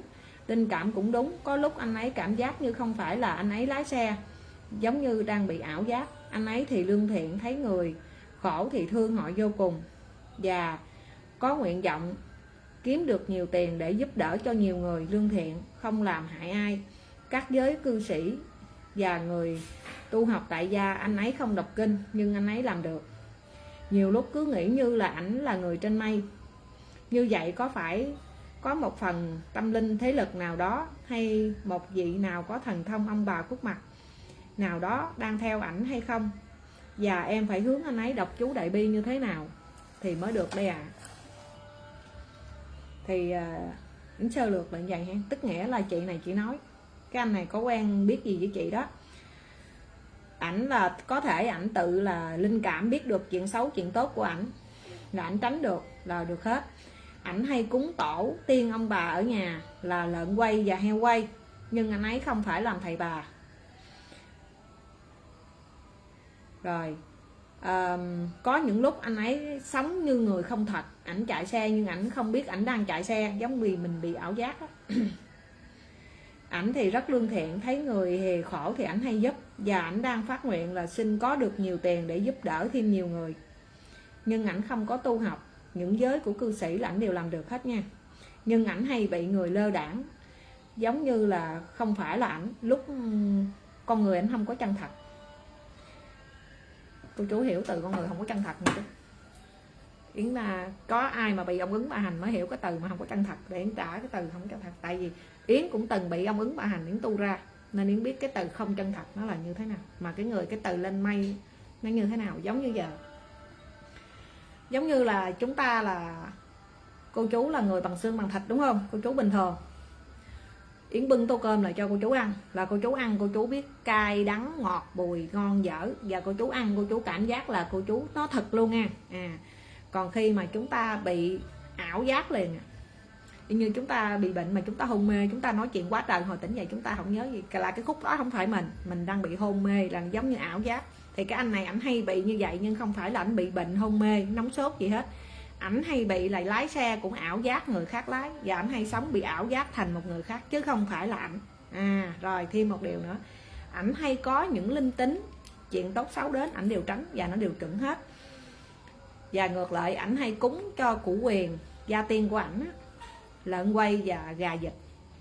Thì Yến nói như thế này, đây là anh này, ảnh đang được một người khuất mặt nào đó, nhưng người đó có thần thông, có phước báo đang theo hộ tống ảnh.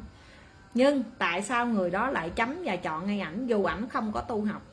Và phước báo này xài có thuận theo nhân quả hay không, và nó có bị sai lệch với là Phật pháp hay không? Có sai và không thuận. Yến trả lời hai giai đoạn. Giai đoạn thứ nhất, Yến thí dụ như bây giờ á, trong thế giới vô vi, hoặc Yến nói thế giới người bằng xương bằng thịt của mình đi. Bây giờ Yến có hai đứa bạn, Yến có hai đứa học trò đi, hai đứa học trò. Một đứa nó rất là hiền, nó rất là thông minh sáng dạ trí tuệ. Yến sẽ cho nó là hỗ trợ Yến, chỉ cho cô chú đọc kinh, trả lời cô chú. Đó rồi thì Yến nhìn thấy nó vừa hiền, nó vừa có trí tuệ, nó vừa từ bi. Nó không có chọn nó là nhà sư, nó không chọn nó là cư sĩ, nó chỉ là người hộ tống đi theo Yến để Yến chỉ dẫn kèm kẹp, nó trả lời tin nhắn cho cô chú, vì nó muốn giúp đỡ nhiều người, nhưng mà nó nằm bên đời, nó không nằm bên đạo. Công việc nó là cô giáo, thí dụ vậy. Yến đưa nó qua trong nhóm, Yến chỉ cho cô chú tu học, thật sự nó là vậy luôn.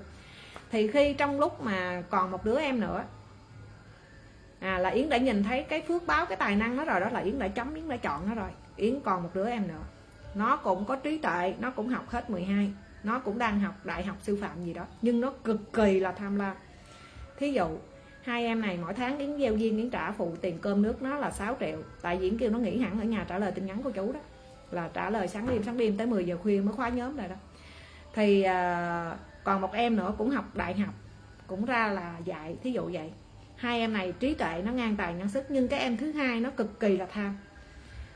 Cái em đầu á, nó không có nhận tiền Yến, nhưng lâu lâu Yến có hỗ trợ, nó bệnh nó đau hay gì đó Yến cho tiền thì nó nhận, còn trả lương hàng tháng nó không nhận. Còn cái em thứ hai này Yến trả mỗi tháng nó 6 triệu, nhưng nó luôn cho là không đủ. Và nhất là mỗi lần khi mà Yến đi từ thiện hoặc là cái gì đó ABC á, thì cái người thứ hai này á hay phàn nàn ở trong nhóm là chị Yến trả có tháng 6 triệu, không trả cho tháng 9-10 triệu. Mà trong khi đó thấy chị đi từ thiện liên tục, nhưng cái tiền từ thiện này là tiền của bá tánh, và tiền người ta cho tặng Yến, Yến lấy ra Yến cho người nghèo, chứ Yến không phải là cho em. Và chị không có nuôi em, chị chỉ hỗ trợ em tu học và cung cấp chút đỉnh tiền để em có thực mới giật được đạo thôi. Rồi xong thì khi hai người này, Yến thí dụ hai người này, Yến là người cấp trên của hai đứa em này, Yến là người, Yến sẽ chọn ai? Dĩ nhiên là Yến chọn cái đứa em nó vừa có trí tuệ, nó vừa có từ bi, nó vừa hiền lành. Yến sẽ loại trừ cái em có trí tuệ nhưng nó tham cầu và nó ích kỷ. Thì Yến sẽ loại trừ em này ra liền nha, Yến loại trừ ra. Thì quay lại cái người hồi nãy cũng như vậy. Có một vị nào đó khuất mặt vô hình nhưng có thần thông, họ thấy được cái anh đó đó, ảnh có tí phước báo, tại ảnh không có làm gì sai hết. Chị đó nói ảnh là hay giúp người nghèo, nhưng ảnh không có đọc kinh, không có tu học thôi. nhưng mà ảnh hay cúng tế ở nhà heo quay với gà vịt, và ảnh hay bị cảm giác ảo là không phải là ảnh, như bị mơ hồ, như ta nói ông ứng ma hành, ông đó là ông ứng ma hành thiệt luôn rồi đó. Thì tại sao một cái phần nào đó lại chọn ảnh? Vì cái phần nó thấy anh này có phước báo, muốn theo hộ tống ảnh, nhưng theo hộ tống là chủ yếu để hưởng gà vịt giết mổ để cúng tế, thì đây chúng ta xếp qua là tà thần chứ không phải là chánh. Dù cho trong hàng của quyền gia tiên ông bà chúng ta tu như thế nào cũng không biết, nhưng nếu về mà chúng ta cúng heo gà lợn vịt quay vân vân trâu bò là chúng ta đã phạm vô nghiệp sát sanh. Và những người tu học để về thế giới Tây Phương Cực Lạc là không được hưởng thụ lợi về vấn đề sát sanh cúng, thì đây không gọi là chánh đạo, gọi là tà đạo hết. Và thêm một điều nữa, nếu anh đó cứ được hưởng lợi như thế này thì anh đó có nghiệp hay không? Và cái người thần nào đó của quyền nào đó theo hộ tống như vậy có nghiệp hay không? Có hết. Trong kinh Địa Tạng có ghi một khúc, có cửa ngục dành cho người rồng và thần, thần và rồng và người trời. Cô chú nhớ không? Trong kinh Địa Tạng có ghi đó. Đây là cửa ngục này dành cho những người tu có phước báo, có thần thông, nhưng họ lại là luồn lách nhân quả. Họ sẽ vô cái cửa ngục này nặng hơn người phàm chúng ta gấp 1000 lần. Người phàm chúng ta có thể chặt cưa nấu dầu 100 năm. Thần, một vị thần nào đó luồn lách nhân quả sẽ bị phạt là mấy ngàn năm. Là quay lại tại sao vị thần đó hộ tống cho người đó mà lại bị phạt. Thí dụ như cái anh này, ảnh là người hiền lành đạo đức, biết thương bà con, thí dụ vậy, nhưng ảnh số ảnh phải nghèo từ đây cho tới năm 40 tuổi, ảnh làm ăn chân chính ảnh mới giàu. Nhưng vô tình được một vị ông bà của quyền gia tiên, một vị thần nào đó muốn về, đi ngang về tắt liền, không có cho tự lực gánh sinh trả hết nợ tiền kiếp đời trước, ảnh giật chồng giật nợ giật khổ ai đó, là giờ ảnh phải làm thân trâu bò cho tới 10 hoặc là 40 năm tuổi đời. Trung niên hậu giận về sau anh mới giàu. Nhưng giờ tự nhiên cái là mấy vị thần đó chỉ cần về là cúng gà, cúng vịt, sát sanh trâu bò, tế bái cúng là bắt đầu giàu ngang vậy đó. Cầu gì được đó hết trơn giàu ngang luôn. Vị thần đó đang là luồn lách nhân quả và đang là không cho người cá nhân của phàm nhân đó trả hết nghiệp trần gian.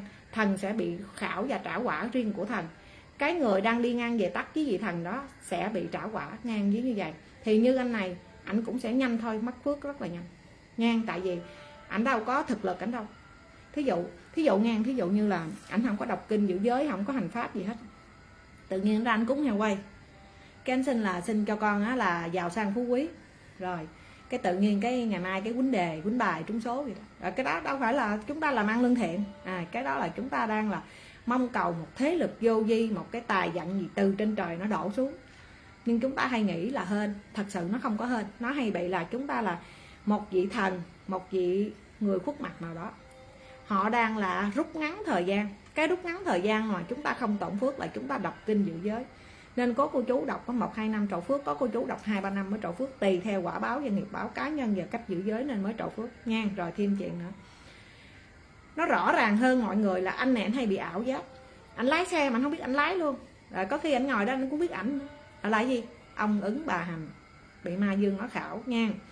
Nên Yến nói cô chú, khi người mà bị một thế lực vô hình, mà nhất là chúng ta cúng tế đồ mặn, gà vịt heo quay trâu bò sắc xanh, mà chúng ta giàu sang phú quý, phước này chúng ta đốt rất là nhanh. Và đây là thế lực này là bên thần hết.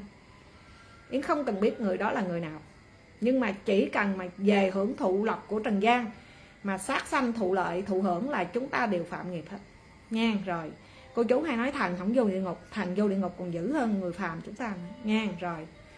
Rồi quay lại điều nè, chị đó nói nếu anh đó đọc kinh có được hay không? Yến nói được, nhưng quan trọng cái vị thần đó có chấp nhận cho cái anh đó đọc hay không.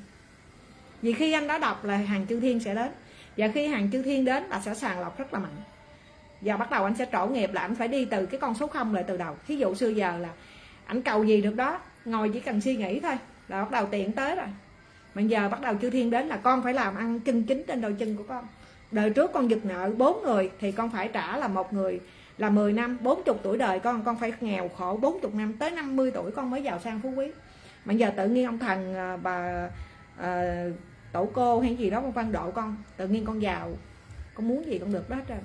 Thì khi chư thiên đến đọc kinh là chư thiên sẽ đến, thì chúng ta là phải là làm hai bàn tay trắng làm nên từ đầu Chúng ta phải làm ăn lương thiện thì tự nhiên cái phước đó chúng ta mất liền. Nhiều người cô chú hay như vậy, đang đọc kinh tự nhiên cái phước đó mất, chúng ta làm lại từ đầu, chúng ta hết hồn liền.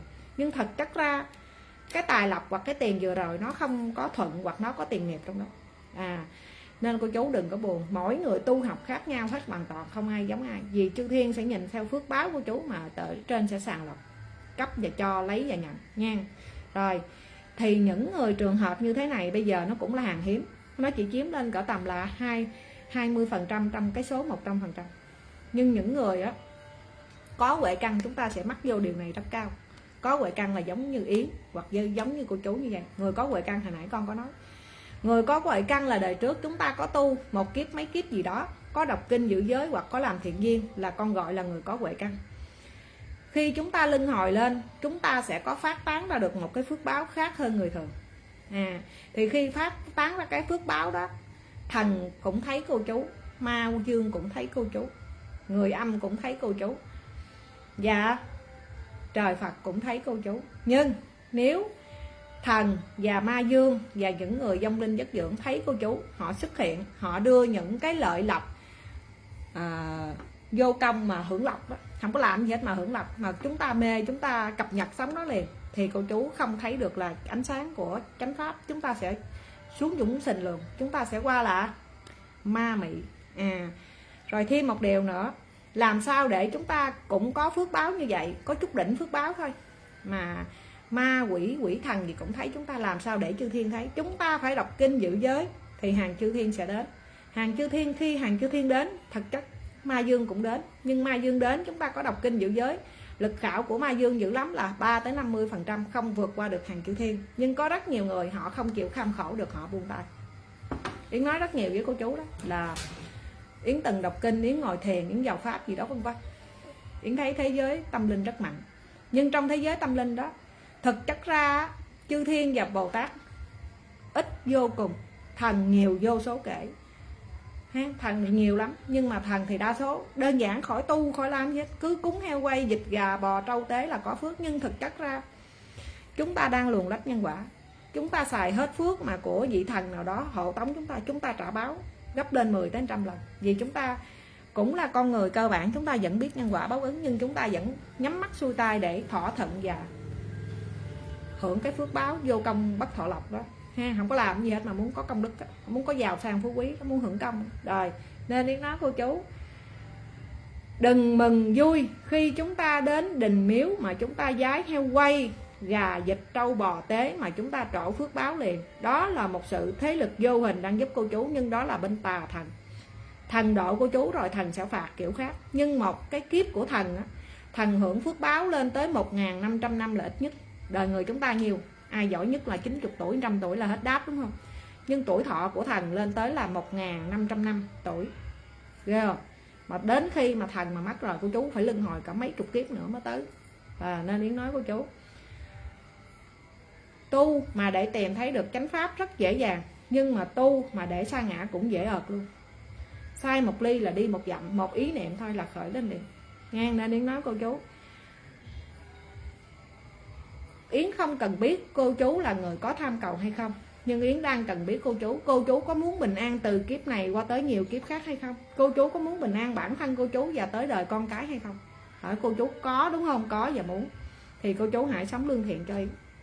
Có làm thì mới có ăn, và nhất là làm ăn chân chính. Không được tối ngày Yến vẫn bắt cô chú nghèo thì xin làm ăn tài lộc ổn định, nhưng Yến đâu có kêu cô chú là ghi đề, đâu có kêu cho vay, đâu có kêu ngoại tình, đâu có kêu làm những đồng tiền bất thiện. Yến vẫn nói cô chú phước báo con kém, nghèo khổ, làm trầy trật, tiền vô cửa trước bước ra cửa sau, làm chút là con bệnh con đau, nhà hết gạo, xe hư xe tông, bệnh viện tùm lum.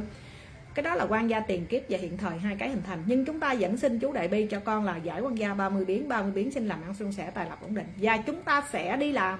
Chứ Yến không nói cô chú tối ngày ngồi trước cái miếu, cái đền hoặc trước bàn thờ cứ đốt nhang rồi nhắm mắt ngủ đêm tới sáng, tiền nó đổ trên đầu đổ xuống, là chúng ta tôn sùng mê tín, và chúng ta gọi là muốn hưởng những đồng tiền bất chính. Không có Bồ Tát nào độ chúng ta kiểu đó trên nha. Nhưng có rất nhiều người họ lại chọn hơn đó, họ xin số đề và họ tối ngày họ cúng tế bái nhảy đồng nhảy cốt. Cái đó là chúng ta đang cầu một cái đồng tiền bất chính, và chúng ta đang cầu một cái thế lực vô hình bất chính để độ chúng ta, thì bất chính nó đến thiệt nha. Nên Yến gieo duyên như vậy bữa nay hình như có 2-3 câu chuyện nó trùng lập giống như câu chuyện chị này nè. Thì Yến gieo duyên như vậy nên Yến nói cô chú á, không nên hưởng lợi lộc một thế giới vô hình nào cho mà chúng ta không có tu học, mà chúng ta cúng tế bái, đó là bên tà đạo hết nha.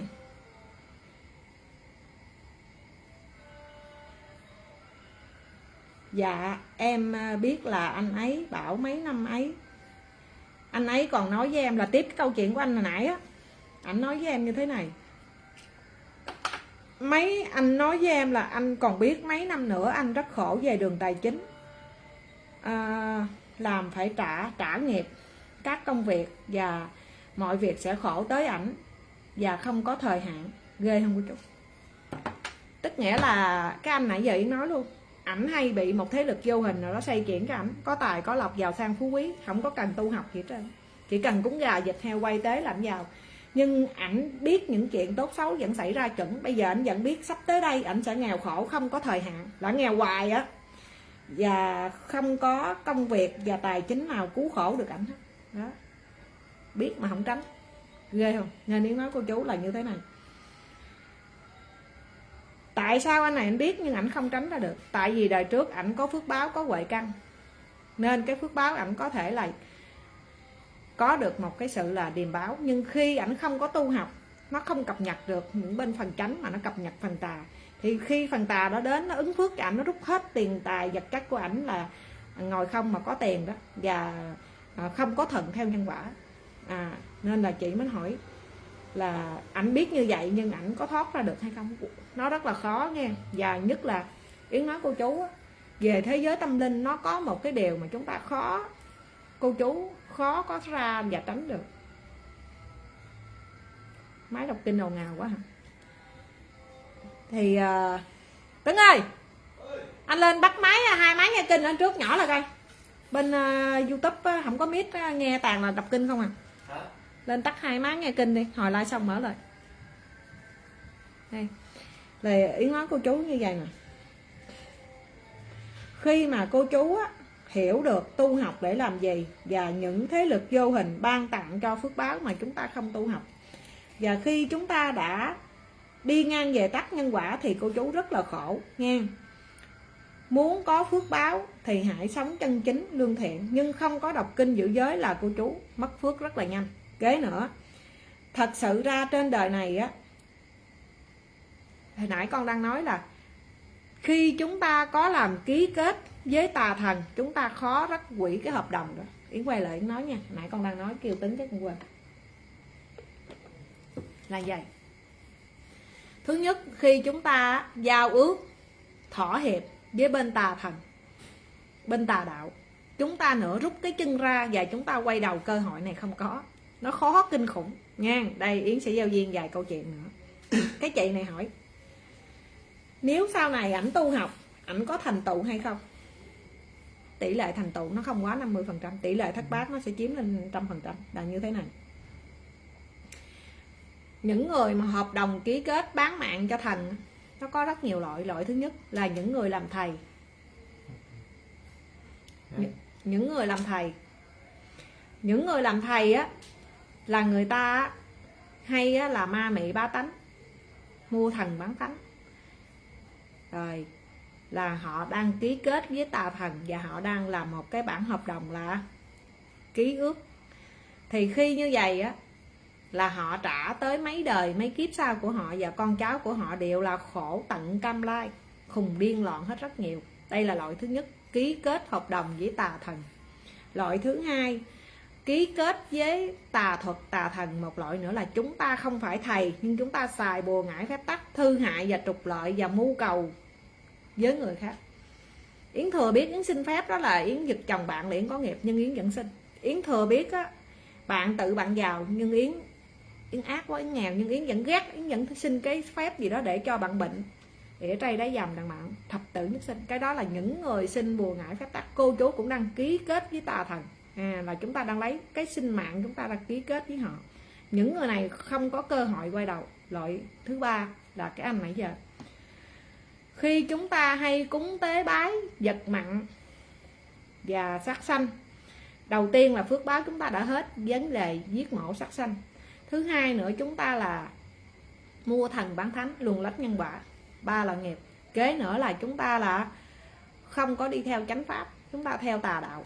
Thì khi cô chú quay đầu lại nó khó kinh khủng luôn. Những người này khi quay về tu học khó cực kỳ, nên Yến nói cô chú. Yến nói câu này nó hơi nặng nhưng thật sự thà những người ở dưới đáy xã hội làm những chuyện dơ bẩn ngồi xuống tu học, cô chú dễ hướng hơn là những người đã từng luyện bùa ngải phép tắc và làm thầy. Những người đó cô chú nên tránh xa, vì những người đó họ không có bao giờ quay về chánh pháp, khó kinh khủng. Vì cơ bản họ đã là hợp đồng đen với bên đó rồi, quay lại tỷ lệ nó không có nha. Còn khi mà chúng ta không có xài bùa ngải, không thư yếm người khác, và chúng ta không có dùng một thế lực ma mị cúng tế bái cho thần để sinh lộc cầu tài bình an gì đó vân vân, mà cô chú từng làm những chuyện sai nhân quả, mà cô chú ngồi xuống tu học, cô chú lại phước trổ nhanh hơn người đó, nhanh rất là nhiều nha. Vì khi cô chú chạm qua mấy người đó rồi là cô chú quay lại họ cản trở cô chú rất là nhiều, và khó lắm nha, khó cực kỳ. Trừ trường hợp những người á có huệ căn sâu dày, và khi trổ nghiệp tu tiếp á, bắt đầu trổ nghiệp á, bên tà thần giật mình rồi á, trổ nghiệp bắt đầu tu, mà chúng ta tu là tới 10 năm, 5 năm tới 10 năm cô chú mới bình an. Nhưng mà được mấy người ở ngoài chợ đời mà tu tới 10 năm bình an, mà cô chú còn bấu vô, cô chú buông liền, buông tay. Bây giờ tu như kiểu mì ăn liền vậy đó, tu 1-2 năm trổ phước tu, không tu không trổ thôi, dạ không tu nha. Thì con nói như vậy để cô chú hãy làm một cái gương sáng cho mình và truyền đạt cho con cháu, gia đình, người thân của mình. Muốn đời đời kiếp kiếp không bị quỷ ma nó lôi kéo thì né thầy bà phép tắc và những cái cúng thủ tục gì mà sát sanh bái tế giùm chị. Cô chú qua hợp đồng với mấy người này là cô chú khó rút giò vô cùng luôn nha. Rồi tỷ lệ quay lại khó lắm. Rồi còn đây câu chuyện này nữa, câu chuyện này cũng tương đối giống câu chuyện này, câu chuyện khác một chút nhưng mà giống y vậy luôn á, nó khác nội dung chút thôi. Chị Yến cho em hỏi, lúc trước chồng em đi làm thầu xây dựng, có ngủ mơ ở một công trình, lần đầu thấy một người phụ nữ, nhưng mà người đó nhát chồng em. Chồng em nghĩ là vô tình thôi, tại chồng em không tin về thế giới tâm linh. Đêm thứ hai chồng em vẫn ngủ lại công trình, chồng em thấy có 2 người đàn ông giữ tay của chồng em lại và nói với chồng em muốn có tài lộc thì phải mua đồ cúng tế cho 2 người đó. 2 người đó còn nói là đã mất rồi tại chỗ đó. Em không biết chồng em có thờ cúng cái gì hay không, nhưng chồng em bắt đầu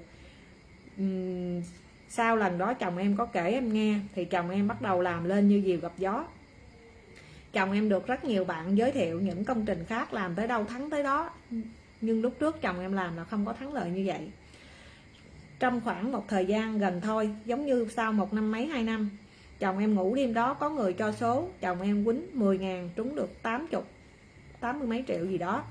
Xong rồi chồng em bắt đầu là trai gái hát karaoke rượu bia, nhưng chồng em cũng không có tu học. Gần đây nhất em tu học thì chồng em lại trúng tiếp, chồng em cũng chơi số, nói là ghi 10.000 nhưng lại trúng 80 triệu. Và chồng em cũng không có giữ giới, và chồng em vẫn tiếp tục.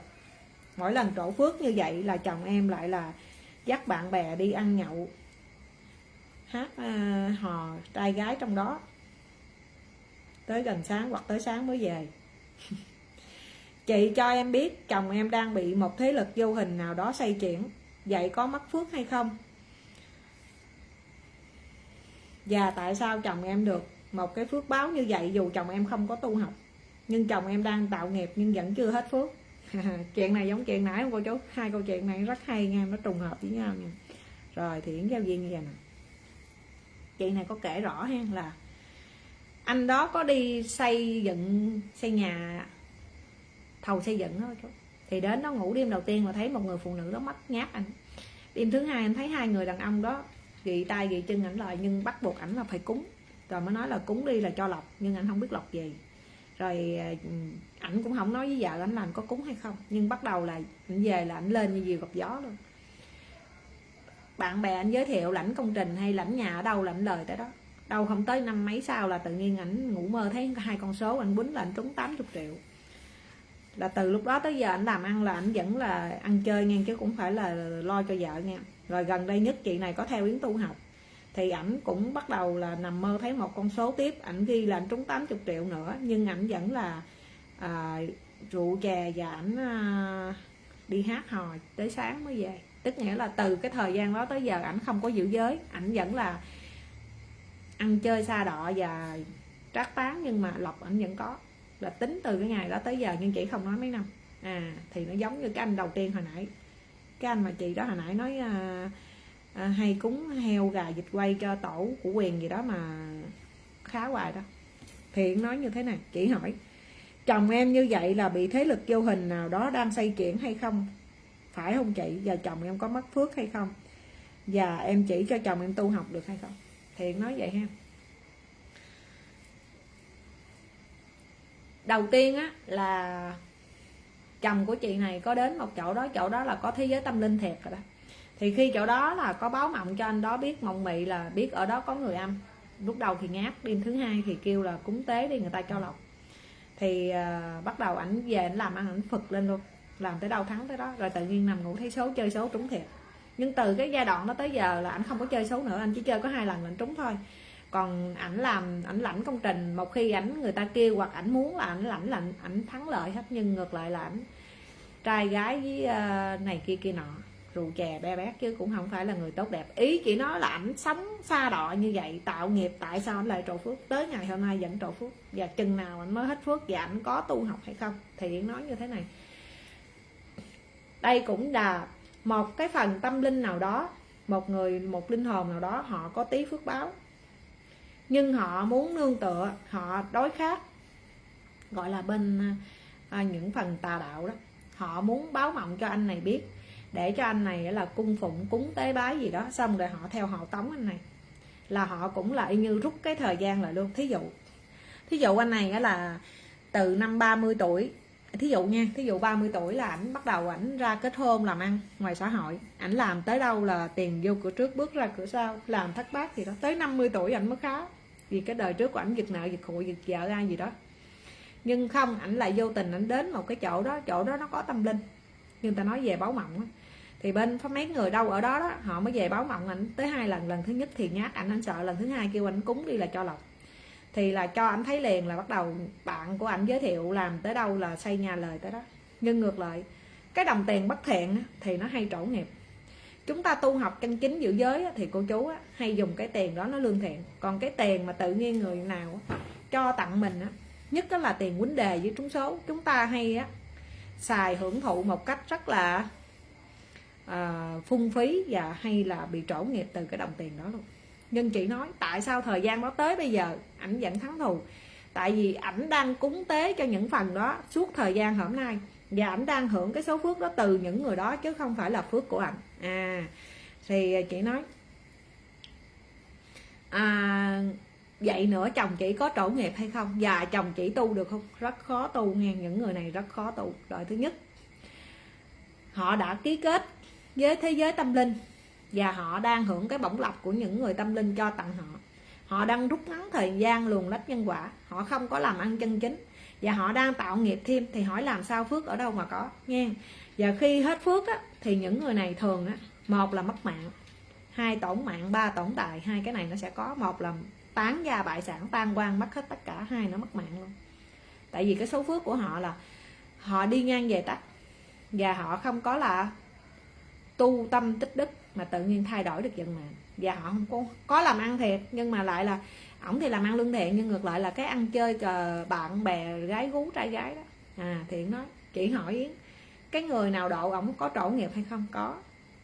Cái phần tâm linh nào đó dù tu qua tới hàng thần hoặc có tí phước báo, nhưng người đó không để cho ổng tự làm, tự lực cánh sinh, tự trả nghiệp trên chính đôi chân, và trả nghiệp thuận theo nhân quả. Vị thần, vị ông bà tâm linh nào đó vẫn có báo ứng riêng của họ, vì họ là thần mất rồi vẫn vô sổ sách sinh tử nha. Chị có lên tới hàng Bồ Tát mà không có vô sổ sách sinh tử thôi. Rồi thì vị nào đó theo hộ tống ảnh một cách đi ngang về tắt, ứng và lấy phước một cách là hiên ngang, nhưng vẫn sống thất nhân thất đức. Thì sau khi hưởng hết số phước này, thay vì ảnh nghèo, tiền thiếu trước hụt sau, làm đủ ăn đủ mặc gì, là tới 50 tuổi ảnh mới khá. Bắt đầu là 60 tuổi đủ ăn đủ mặc, con cái vợ chồng hạnh phúc. 70 tuổi ảnh mới già, ảnh mới mất mạng, là ảnh thuận theo nhân quả rồi đó. Nhưng không, bây giờ là ảnh được một cái vị thế giới vô hình nào đó, tối ngày cứ là cúng tế bái cho mấy người đó làm ăn cho suôn sẻ, nhưng mà vẫn ăn chơi xa đọa vân vân. Thì có thể là 10 năm sau, nó nhanh lắm, nó không có bao giờ đi tới hết 7 tuổi 10 tuổi đời đâu, là người đó một ung thư mất mạng, hai nữa là tán gia bại sản, ba nữa là dính vô lao lý, bốn nữa là nhà tan cửa nát. Nó là như vậy. Thì thường chúng ta hay thấy như vậy. Nên Yến nói, chị hỏi Yến, cái người mà độ chồng chị đó có vô địa ngục hay không? Yến nói có. Dù thần cũng sẽ vô địa ngục, vì sai luồn lách nhân quả. Vì cái gì cũng phải theo thuận, theo tự nhiên, nó theo một cái vòng xoay, vòng tròn của nhân quả như thế này, chứ không bao giờ mà đi ngang về tắt được. Nên chúng ta bây giờ hãy nhớ, thứ nhất, đồng tiền lọc lá trời cho, trúng số gì đó, thì chúng ta hãy nhớ sống lương thiện và dùng cái đồng tiền đó làm ăn chân chính. Không làm từ thiện cũng được, nhưng phải làm ăn chân chính. Kế nữa, chúng ta không có làm ăn chân chính, nhưng chúng ta vẫn cầu nài vô những cái tài lộc diễn dông, đi giật chồng giật nợ, cướp bóc hoặc trộm cướp, hoặc là xin số má đề đốm, thì phước cô chú cũng mất đi rất là nhanh thôi. Nên mấy người hay nói là trúng số là tới số, cái đó chưa chắc là đúng, nó chỉ đúng có 50%. Trúng số là tới số, tức nghĩa là cô chú khi được tài lộc mà cô chú làm ăn bất chính, và cái tiền lộc đó là cái tiền bất nhân thất đức, nó mới gọi là tới số. Vì cô chú đã đánh đổi phước báo và tuổi thọ cuộc đời của chú để lấy cái đó nha. Còn mà nói chúng ta hay nói là thời giận đến, nó cũng có. Thí dụ chúng ta tu học phước báo bắt đầu hội tụ, thì cái gì nó cũng tiêu trừ. Không riêng có tài lộc, chúng ta khỏe mạnh hơn, thông minh hơn, bình an hơn, trí tuệ hơn, nhìn xa trông rộng hơn, vợ chồng hạnh phúc, làm ăn suôn sẻ, vân vân. Cái đó là từ trong tu học, chứ nó không cầu cạnh từ một con gà, con vịt, từ một cái miếu, cái đình, từ một cái linh hồn ABC gì hết. Nên Yến nói cô chú, hãy cân nhắc về những thế lực vô hình cho mình, nhất là không có tu học mà tự nhiên được cho tặng từ ông bà vân vân, thế giới tâm linh nha. Yến khác cô chú, Yến tàn Yến ngủ thấy tâm linh ở trên nhắc nhở Yến tu học, với chị dẫn bá tánh không sơ hở cái là trên nhắc hoài vậy đó. Dữ lắm, là không tới từng lễ đâu, 3 ngày 4 ngày Yến nằm mơ Yến thấy rồi đó. Có nhiều khi đó là con ngủ là tới sáng cô chú, Yến ngủ Yến thức dậy rồi, thí dụ nha, Yến thức dậy mà Yến còn say ngủ, người ta nói ngủ nướng, là con nằm đó con chưa thức dậy, những cái câu nhân quả bắt đầu chạy trong đầu, nó chạy có dây có dọc trong đầu, y như là ai thu âm sẵn là xả ra cho Yến nghe. Nên Yến nói cô chú, mỗi người có một cái nhân duyên. Yến cũng là dạng là cập nhật sóng âm rất mạnh, nhưng Yến khác cô chú. Vì lòng đầu tiên Yến cũng bị thế giới tâm linh, nhưng Yến có phát nguyện xin cho con chân chính tu học, nguyện tiêu trừ nghiệp chướng để dẫn dắt bá tánh. Con không biết cái vị ông bà nào theo con là chánh đạo hay tà đạo, nhưng con nguyện là con không cần biết con là ai, con chỉ cần biết là con đang ai là con, và con đang học và hạnh và làm cái gì thôi, chứ không quan tâm người của Yến là ai.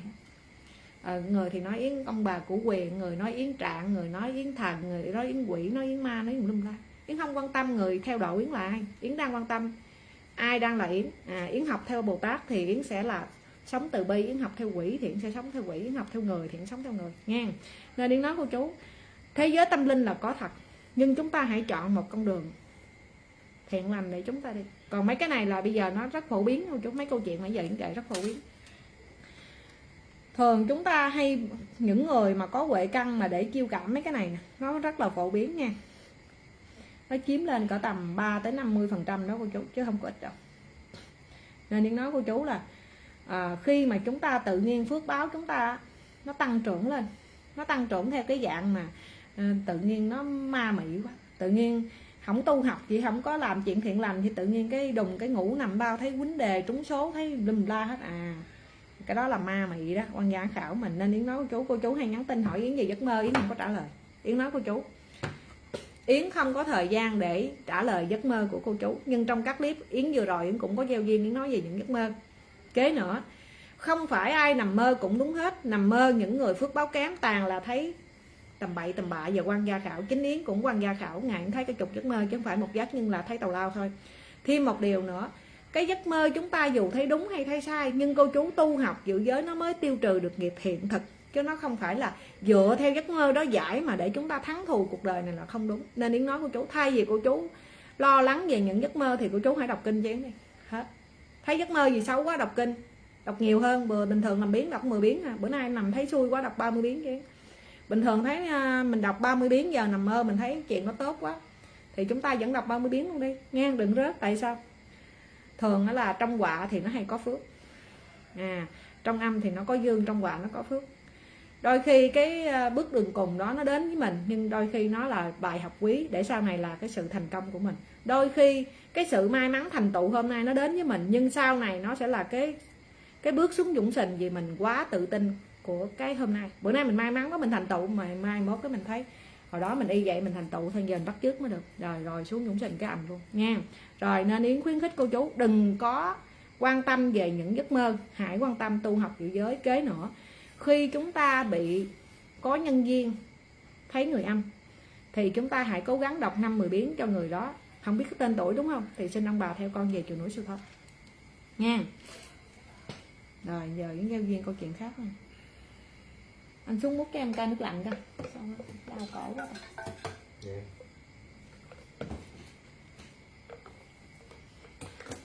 Nước lạnh hả? Mấy giờ? Rồi giờ Yến trả lời chị này nè. Chị này qua người khác đọc kinh nghe cô chú.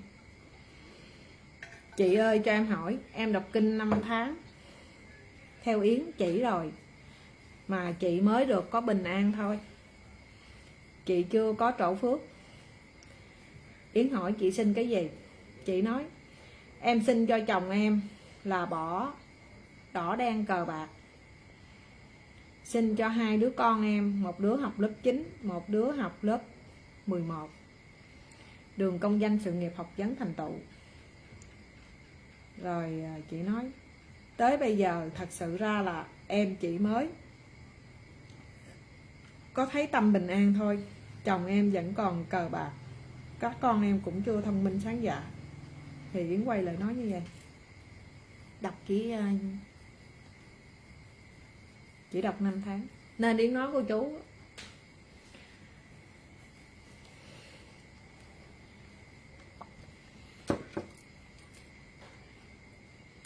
cô chú sinh một lúc á, mà 3-4 chuyện liên tục mà phước nó không trổ là cô chú nản. Ai cũng vậy hết trơn, nản kinh khủng luôn. Vì cô chú là mới tu học quan gia còn rất nhiều, không có sự kiên định, không có duy trì và không có lập trường. Cô chú dạng như là muốn đọc trổ phước liền, muốn đọc trổ phước liền, nhưng trong khi đó những cái nghiệp cô chú sinh là những cái phước báo lớn, những cái nghiệp chướng lớn. Yến nói chồng chị là người cờ bạc đỏ đen, làm không có đưa tiền mà còn thêm tạo nợ, là đời trước chị mắc nợ mạng hoặc mắc nợ tiền của ổng rất lớn. Bây giờ chị đọc xin cho ổng không luôn á, là chưa chắc đã là 1-2 năm ổng thay đổi, có khi tới 3-4 năm ổng mới thay đổi. Rồi chị đọc xin thêm là 2 đứa con, một đứa học lớp 9, một đứa học lớp 5, một đứa học lớp 11, xin cho 2 đứa đường công danh sự nghiệp học vấn thành tựu. Là gì cô chú biết không? Đại học nữa, làm quan quyền chức phận. Hai cái này nó đều lớn hết. Thì theo Yến thì chị đã trổ phước rồi. Là lúc trước chị buồn vì chồng chị đưa cờ bạc hay gì đó, chị thất thần, chị lo lắng. Bây giờ chị đọc 5 tháng thì chị mới có trổ được cái tâm bình an thôi, thấy bình an rồi đó. Nhưng mà chị vẫn muốn là trổ phước. Thì Yến nói bây giờ á, chị đọc cho Yến á, nếu mà đọc tổng lại 3 cái này, 3 chuyện lớn này xin vô là phải từ 2 năm trở lên, chứ nó không còn là vài tháng nữa. Kế nữa, bây giờ giải quan gia trái chủ một nửa cho Yến, một nửa nữa 2 đứa con của mình nó đang học, nó bình thường thì không có cần phải xin, nó thông minh sáng dạ, dồn hết qua cho ông xã đi. 30 bài kinh giải quan gia trái chủ nghiệp chứng thai nhi con tạo ra siêu thoát. 30 bài kinh con chồng con quan gia trái chủ kết thúc cho chồng con chí thú làm ăn lo cho vợ con. Xuyên nữa đọc thêm 30 biến nữa cho chồng của con là biết chí thú làm ăn lo cho vợ con, là có phải giải quan gia với chồng dòng vậy nha. Rồi nên Yến trao duyên với cô chú là cái này cô chú sẽ dính vô rất là nhiều. Rồi cô chú hay xin quá lớn rộng, xin nhiều xin lớn rộng ha. Rồi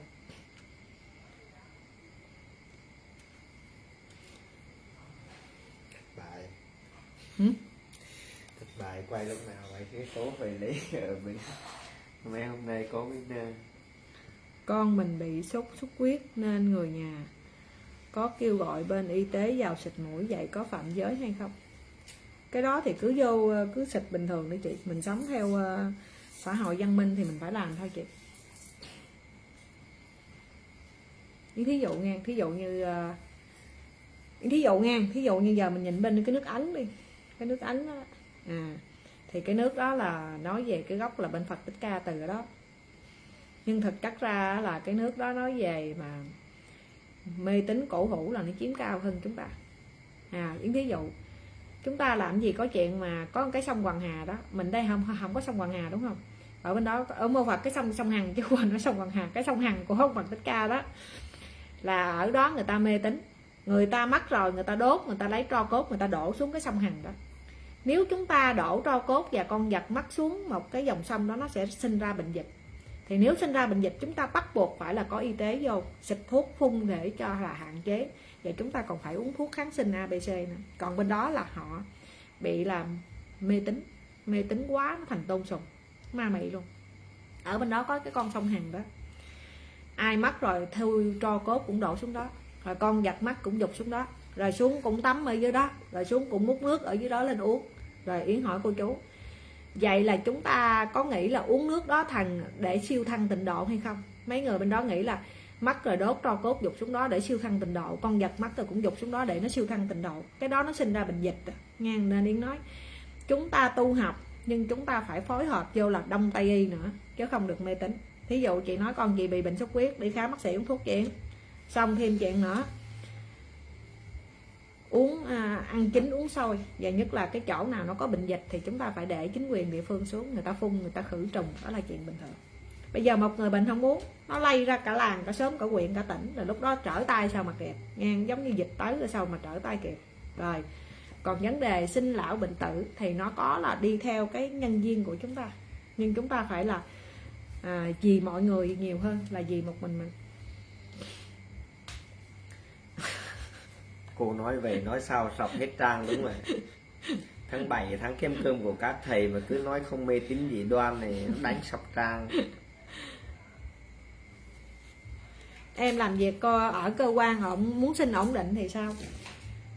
Bữa nay chị đã hỏi Yến như vậy, cô chú nhớ nè, cô chú xin mà mấy người mà học công viên chức nhà nước á, và cô chú làm cô giáo hoặc là cô chú đang có cái trình độ, nhưng cái công việc của cô chú á, nó cần có trí tuệ. Thí dụ nó cần cái sự thông minh. Thí dụ như là Yến, thí dụ thôi nghe, thí dụ như Yến là giám đốc điều hành công ty, Yến là giám đốc điều hành công ty, thì Yến phải cần là có tài năng và có trí tuệ để Yến giỏi, Yến mới ra thương trường, Yến mới biết giá thị trường ABC, Yến mới biết cái gì lên cái gì xuống và vân vân, để Yến là làm, để Yến lo cho cả một cái công ty, một cái tập đoàn. Đó là Yến mới xin là 30 bài kinh giải quan gia trái chủ nghiệp chứng thai nhi con tạo ra siêu thoát, 30 bài kinh nữa xin cho con là thông minh sáng dạ, công việc làm ăn suôn sẻ thuận lợi. Là mình đọc như vậy á, cái phước mình nó sẽ trì trệ, nó hội tụ thời gian rất lâu để kéo lại vừa thành tựu công việc mà vừa thông minh sáng dạ. Còn mấy bạn hôm nay chị đó, cái công việc của chị á chỉ là làm ăn công thôi, nhưng chị lại xin cho con 30 bài kinh, cho con là trí tuệ làm ăn suôn sẻ thuận lợi. Chỉ làm xong chỉ đọc là chỉ trì trệ luôn, làm tới đâu cả ạch cả đuổi hơn lúc chị chưa tu. Yến hỏi chị ghi sao, chị ghi lại là xin cho con thông minh trí tuệ công việc suôn sẻ thành tựu. Yến hỏi công việc chị là gì, nó là lao động phổ thông. Lao động phổ thông là tay chân thôi, mà xin trí tuệ chi vô đó để phước nó phân tán đi nữa. Yến thí dụ giờ Yến có 100.000, Yến muốn mua một bộ đồ đó, bộ đồ đó là 100.000 đúng không, là nó giải bình thường thôi, giải cô tông bình thường thôi, Yến mặc bình thường thôi. Nhưng giờ Yến muốn mua một bộ đồ đó mặc mà nó đẹp, nó sang xịn mịn, nhìn như kiểu đại gia, 100.000 sao mua đủ, Yến phải cần có 1 triệu Yến mới mua đủ được bộ đồ đó. Thì bữa nay đáng lẽ 100.000 là đủ mua rồi, thì Yến phải làm thêm 10 ngày nữa Yến mới mua được bộ đồ đó nha.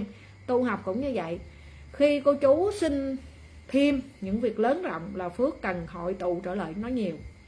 Và khi phước chúng ta kém mà xin lớn rộng thì chúng ta sẽ là phân tán công đức, và chúng ta sẽ chán không có tu. Cô chú hay bị vậy, phân tán công đức chán mà không tu liền. Đọc kinh mà muốn trổ phước mầm tới vậy đó.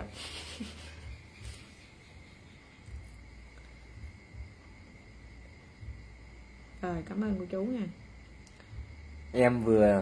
Em mới vừa làm vừa học bên dịch vụ chăm sóc mẹ và bé, em đọc sao cho đúng chị? cái làm dịch vụ chăm sóc mấy công việc á, thì Yến nãy giờ Yến nói rồi đó, mấy bạn là bán hàng online, đi làm tay chân hoặc làm thủ công á, nó không cần phải xin cái trí tuệ. Cô chú chỉ đọc 30 bài kinh giải quan gia trái chủ, nghiệp chứng thai nhi con tạo ra siêu thoát, 30 bài kinh nữa, xin làm ăn suôn sẻ, tài lộc ổn định, hoặc là thuận lợi cũng được. Muốn mau có tiền thì tài lộc ổn định nha.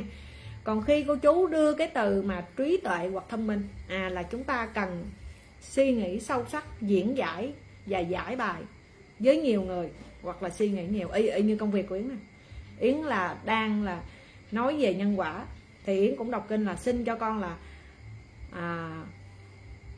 trí tuệ từ bi để dẫn dắt bá tánh tu học. Có cái từ trí tuệ vô đó nữa Yến mới đọc được đó, chứ không phải là nó chỉ nằm là xin cho con là đủ tài đức cứu dân độ thế.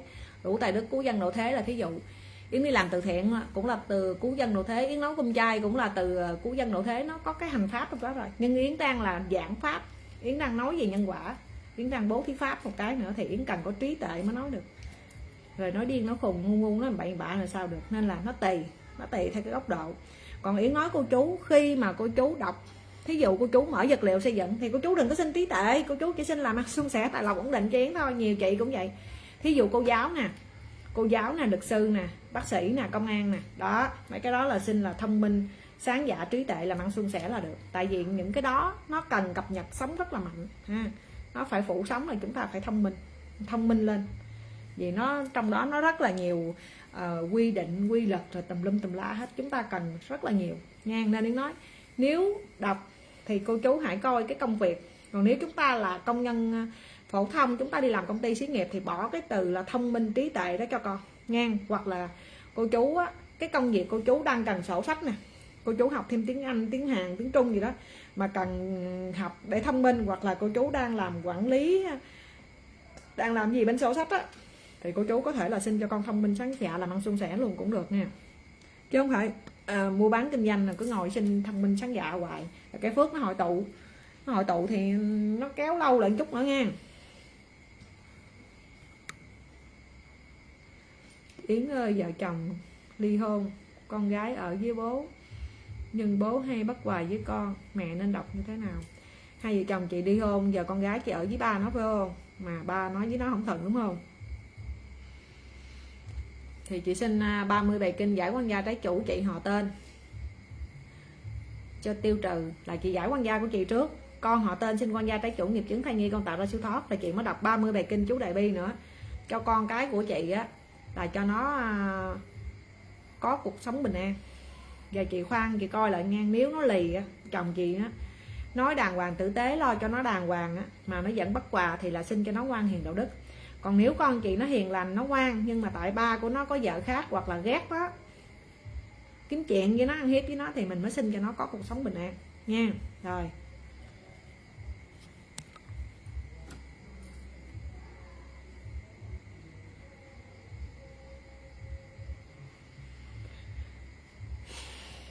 cô chú hay hỏi Yến vô cái tháng 7 này đọc kinh sao Yến có đăng bài rồi đó.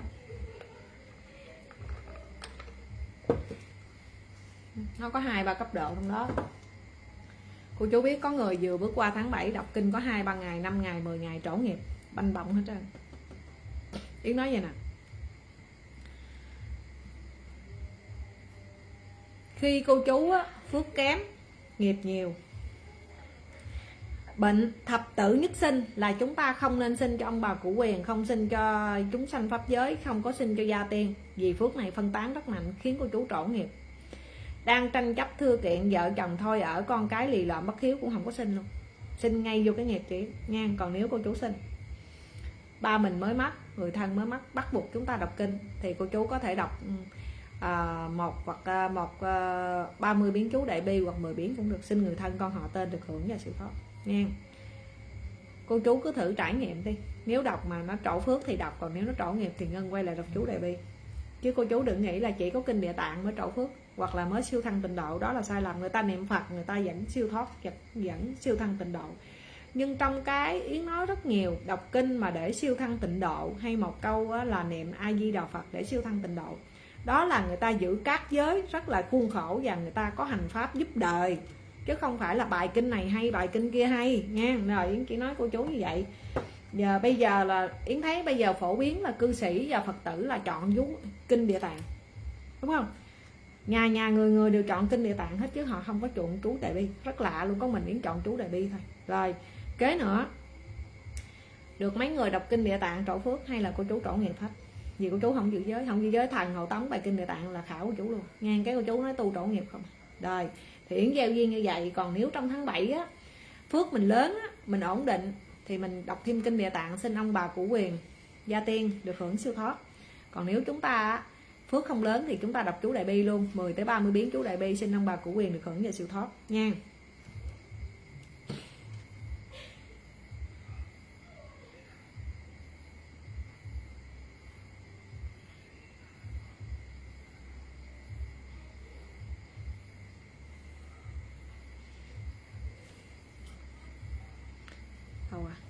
Cô Yến gieo duyên về bài cúng dân tháng 7 y như ở trong chùa. Cô Yến giải thích cho mình hiểu cúng như vậy ông bà có được hưởng hay không.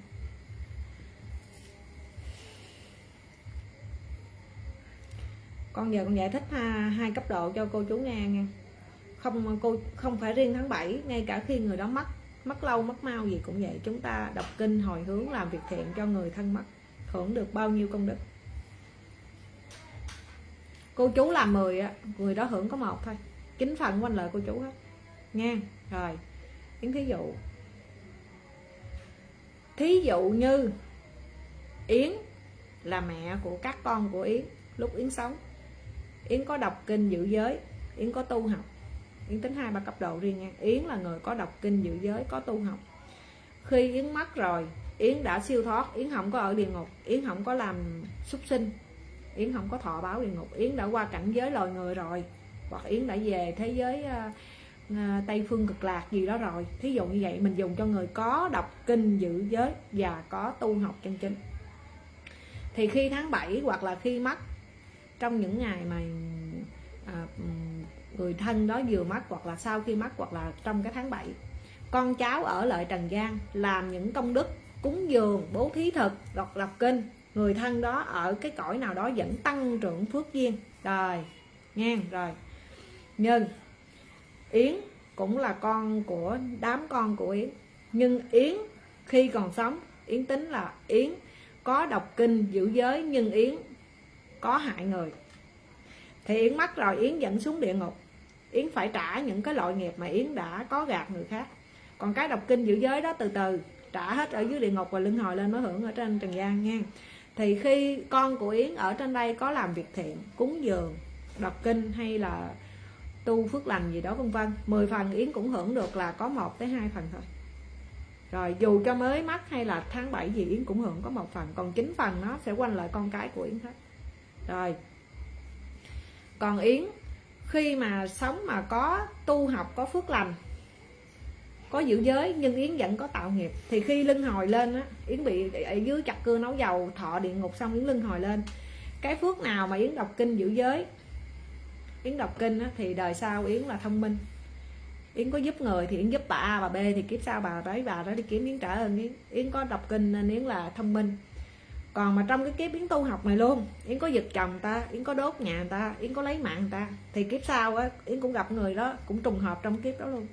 Dù Yến là được 2-3 người ơn xuất hiện giúp Yến, và dù Yến thông minh, nhưng chồng của Yến nó là chủ nợ đời này của Yến đó, nó luân hồi lại kiếp sau làm chồng Yến, quýnh Yến lên bờ xuống ruộng luôn. Hoặc con Yến bán đất bán nhà, quýnh cha quýnh mẹ.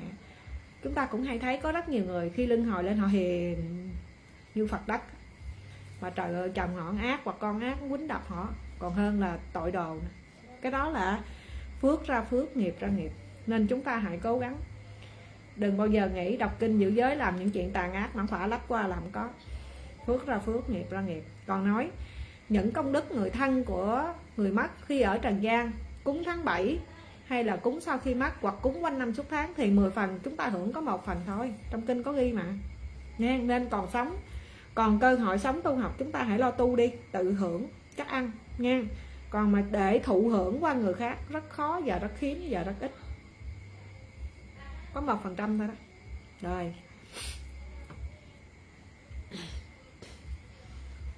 Rồi rồi, bữa nay còn live tới 9 giờ xuống nha cô chú, con nói chuyện nãy giờ mà khô cổ luôn. Rồi nên Yến nói cô chú á, cô chú hỏi Yến về cúng tháng 7 giữa cái đọc kinh và cái bố thí thực, cái nào tốt? Thì Yến nói cô chú á, thường ở tháng 7 dân gian chúng ta thường hay cúng thí thực, nhưng bây giờ họ hay bị loạn là họ hay cúng cô hồn.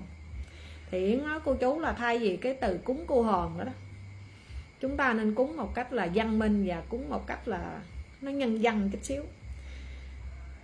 Cúng mà chúng ta đứng cầm tiền rải như kiểu cho ăn mài vậy đó, nó cũng không có nhân dân và nó cũng không có tôn lên cái vẻ từ bi và một cái vẻ trí tuệ của người tu học. Nó ra cái vẻ là kiêu ngạo và một cái sự là không có thương xót, lấy tiền rải vậy nè. Rồi thêm nữa, khi chúng ta để đồ đó để người khác lại giật chạy đánh đập là làng nó sớm lên y như kiểu quýnh lộn vậy đó. Nó đâu có còn là một cái từ là người tu học đâu. Cái đó chúng ta giống như là dân chợ búa, như là đang làm bôi tro trát trấu vô cái nhân phẩm và cái đạo đức.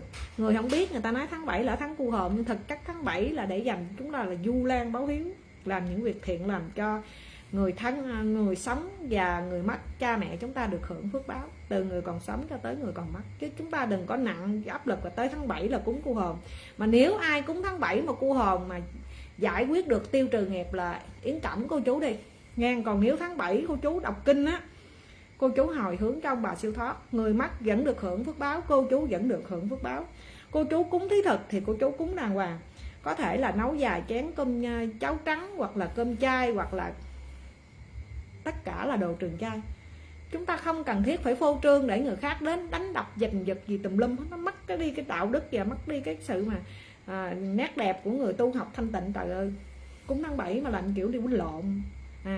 Chúng ta có thể là vài chén cháo chay, vài chén cơm chay, hoặc rau canh đạm bạc gì đó. Tôi đọc hoặc là con đọc 5 tới 10 biến chú đại bi, xin các vong linh dắt dưỡng ở trần gian hoặc là trong đất trong nhà của con được hưởng bài chú đại bi này hoặc bài kinh này, được về chùa núi siêu thoát, và con xin cúng thí thực cho các vị về nhận. Là cái đó người âm ta tới liền rồi. Còn rồi mấy bạn cái gì mà cứ để ra ngoài được cúng gà quýnh lộn giật luôn cái bàn, quay lên mạng coi trời ơi, thấy không biết cái đó là mấy bạn đang tu hay mấy bạn đang bôi tre trắc trấu cho người khác. Vậy mà Yến thấy có nhiều người lụm tiền rải cho người khác lụm. Cái đó, cái tiền mà mấy bạn lụm để mấy bạn rải cho cô hòm đó đó. Yến thí dụ nha, thí dụ nó chỉ 10.000 thôi, nó 10.000 thôi. Mấy bạn lợi mấy bạn mua phụ tờ giấy số mấy người nghèo đi, hoặc chính những người nghèo mấy bạn mua bịch nước hoặc ổn mì mấy bạn cho đi. Trời, công đức nó có nhiều lắm đó. Đừng cầm rải kiểu đó, nhìn không giống ai hết. Nên Yến nói thật chất ra người tu học và có trí tuệ, có sự giác ngộ, cái cách mà cúng cô hồn hoặc cái cách cúng tháng 7 người ta khác liền. Còn mấy người mà y như kiểu mê tín và cái tâm của họ cao ngạo, họ cúng cái tháng 7 nhìn cái thấy hỡi ơi liền, cái gì đâu mà quýnh mầm giật chạy gì đùm la hết, rải tiền như kiểu rải đầu người ta rải xuống, phước đâu đó ai truyền đạt đó cũng không hiểu nữa. Cúng tháng 7 như thế nào để trổ phước, và cúng tháng 7 sẽ khiến chúng ta mất phước báo nếu người khác trùng duyên vô phỉ bán phụ chúng ta, và chúng ta làm người khác phỉ bán, bôi tre trắc trấu vô những người tu học, hoặc là làm mất cái vẻ quan đẹp của cái tháng 7 du lan báo hiếu. Du lan báo hiếu chúng ta có thể làm việc thiện lành, đọc kinh hoặc phóng sanh, hoặc làm việc thiện, hoặc là cúng cho vong linh dắt dưỡng vẫn được hết. Nhưng chúng ta hãy nhớ đọc thêm kinh cho ông bà cụ quyền siêu thoát, cho vong linh dắt dưỡng trần gian trong đất, hoặc là dắt dưỡng trần gian để siêu thoát. Và chúng ta cũng đọc kinh lại cho chúng ta để chúng ta có cái phước báo ổn định. Đây là một cái sự rất là đẹp, nó nhân dân và nó rất là hoa mỹ trong cách tu học của chúng ta. Người ta không tu, ta nhìn ta cũng nói nhỏ đó, bình thường thấy nó vậy, chứ tới giờ tu, tới giờ cúng coi cũng được. Còn Yến thí dụ mấy bạn giàu đi, chạy mẹt, chạy xe sang, tới giờ mấy bạn cô chú thấy có nhiều clip đúng không, mấy đại gia lên trên nhà lầu rải tiền xuống, được mấy người vô khen, hay người ta vô người ta chửi nha, giàu kiểu vậy, giàu không có trí tuệ gì hết trơn. Còn khi chúng ta cũng cúng tháng 7 nhưng chúng ta bị mất phước.